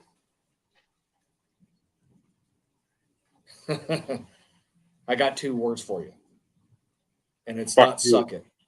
Fuck you. Yep, it's not suck it. So with that, I'm soapbox wrapped. Vinny, any closing thoughts before Dave wraps us up, since we're actually surpassed the 3-hour mark, which has been the first time in a while?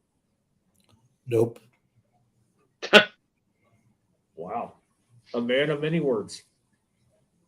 Well, he got him in early in this show. He did.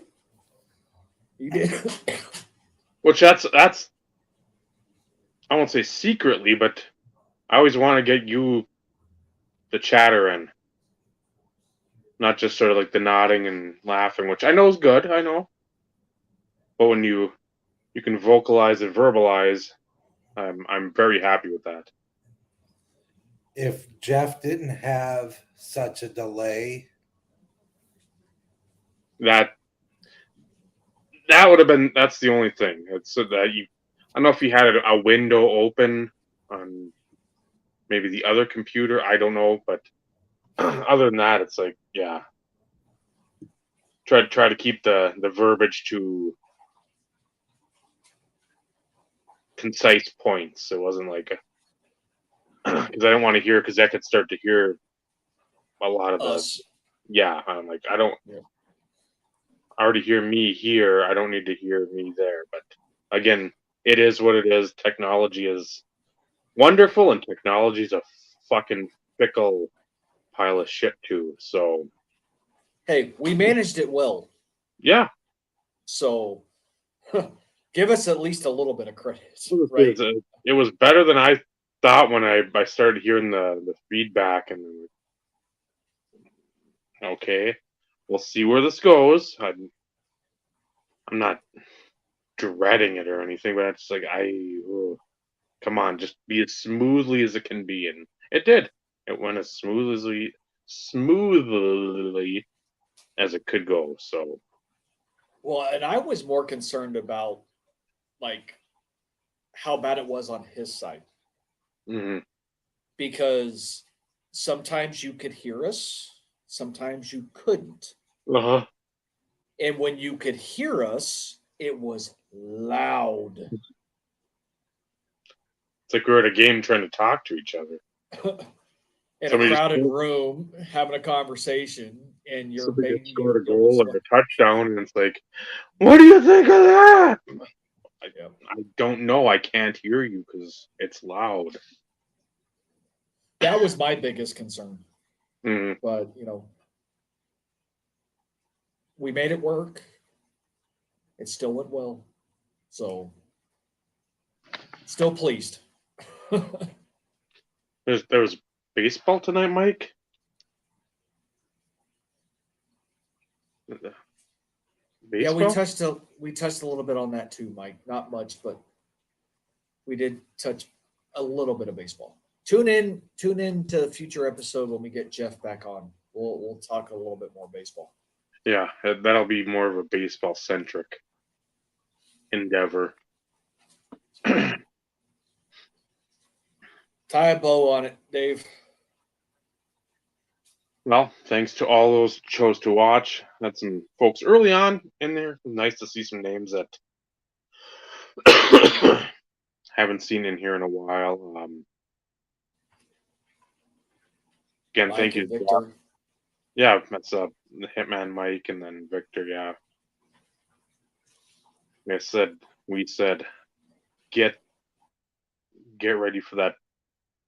And I get it's not the self promotion shit. It's stuff that hobbyists and historians alike will enjoy when Jeff's back on.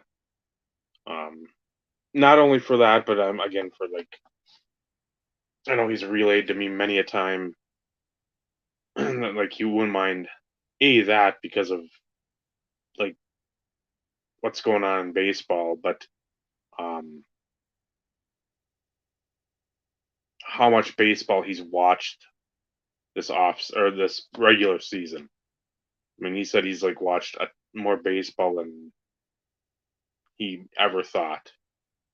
He's talking about his hot list from the beginning of the year and the end of the year. And again, this is a hockey guy talking about that.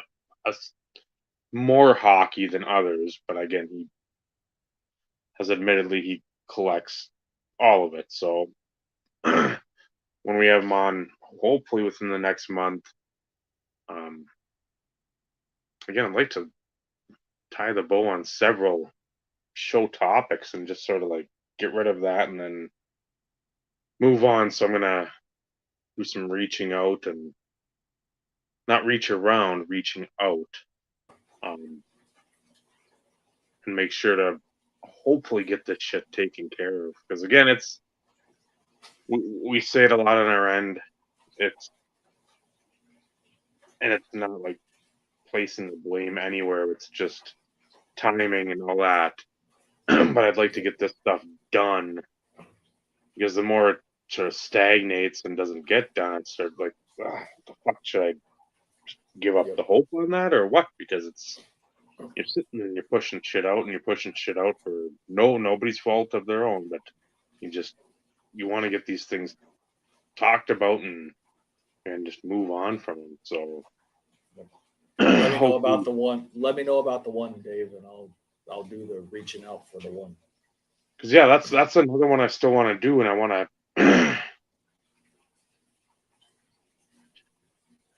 I wouldn't mind getting Lou on for that as well, because that'd be another one. Yep. Scotty, what a huge hit the other night. I saw that. I'm like, I want to get those guys on where, again, the guys that go and they weren't there, and so you sit there and it's like, I've had it every year where you see the videos, so I know what it is, but I just want to hear about it from somebody else's perspective. So hopefully get that done. I mean, that can take us through the month, but it just everybody needs to commit to something. So with that, thank you for watching, and thank you for Jeff coming on. We'll see next week. I don't even know, a Tuesday or Wednesday. Again, it's just going to be dependent on specific stuff and whatnot. And we'll see. Not the app, whatnot. No, just for I don't. Clarification's sake. Yeah, I don't. Nobody cares about whatnot. Nobody cares about who's buying what on their auction parties or whatever. So again, go team, whatever team that is that you cheer for. Hopefully they win, unless they're playing one of our teams, then hopefully they lose. So for Jeff, for Vinny, for Steve, and Dave, it's been the IRP. Remember, hobby, absolutely wonderful. The friendships you forge along the way, that's what matters. Good night, everyone. Good night, everybody.